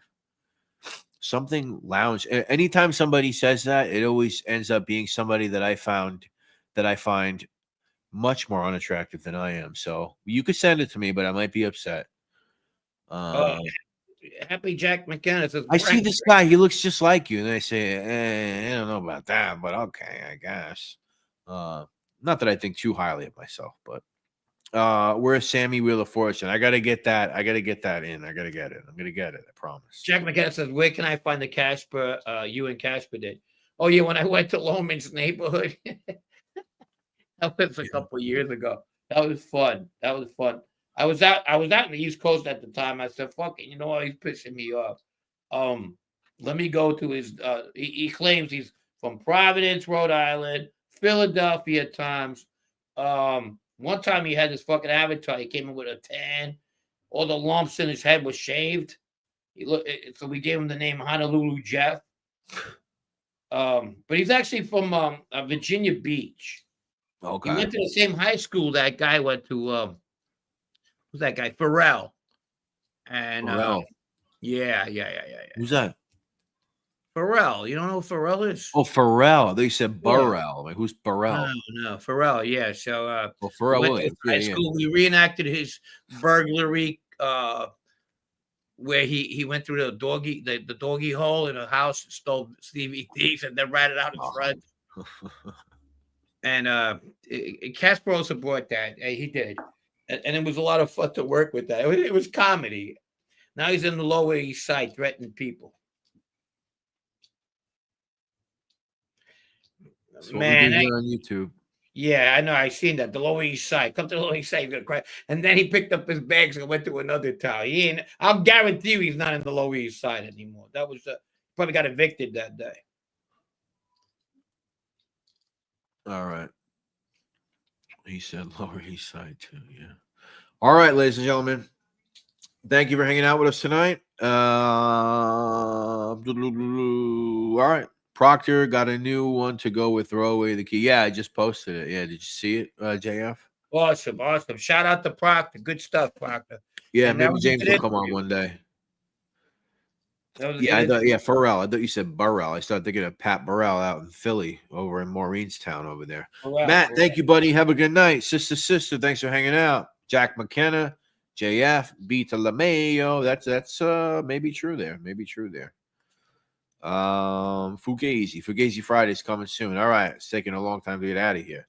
Matt, great Roro. We want to thank you so much for being a great moderator always. Pete D, Carlos Gringo, Snake Plissken, Pat Congi, DL, the original crumb bum himself, DL. Lisa, thank you, Lisa. Thank you, Lisa, and thank you once more to the great Roro. Everybody have a good night. If you haven't hit the like, please hit the like. If you want to be really nice to us, you could actually go into the comment section of this video and be like, "Hey, that was a great show, guys. Thank you." All right, Joe Root, peace. All right, guys, have a good night. 52 topics, Nation. Good night, and good night, Ridgewood. CH, Scott H. Peace.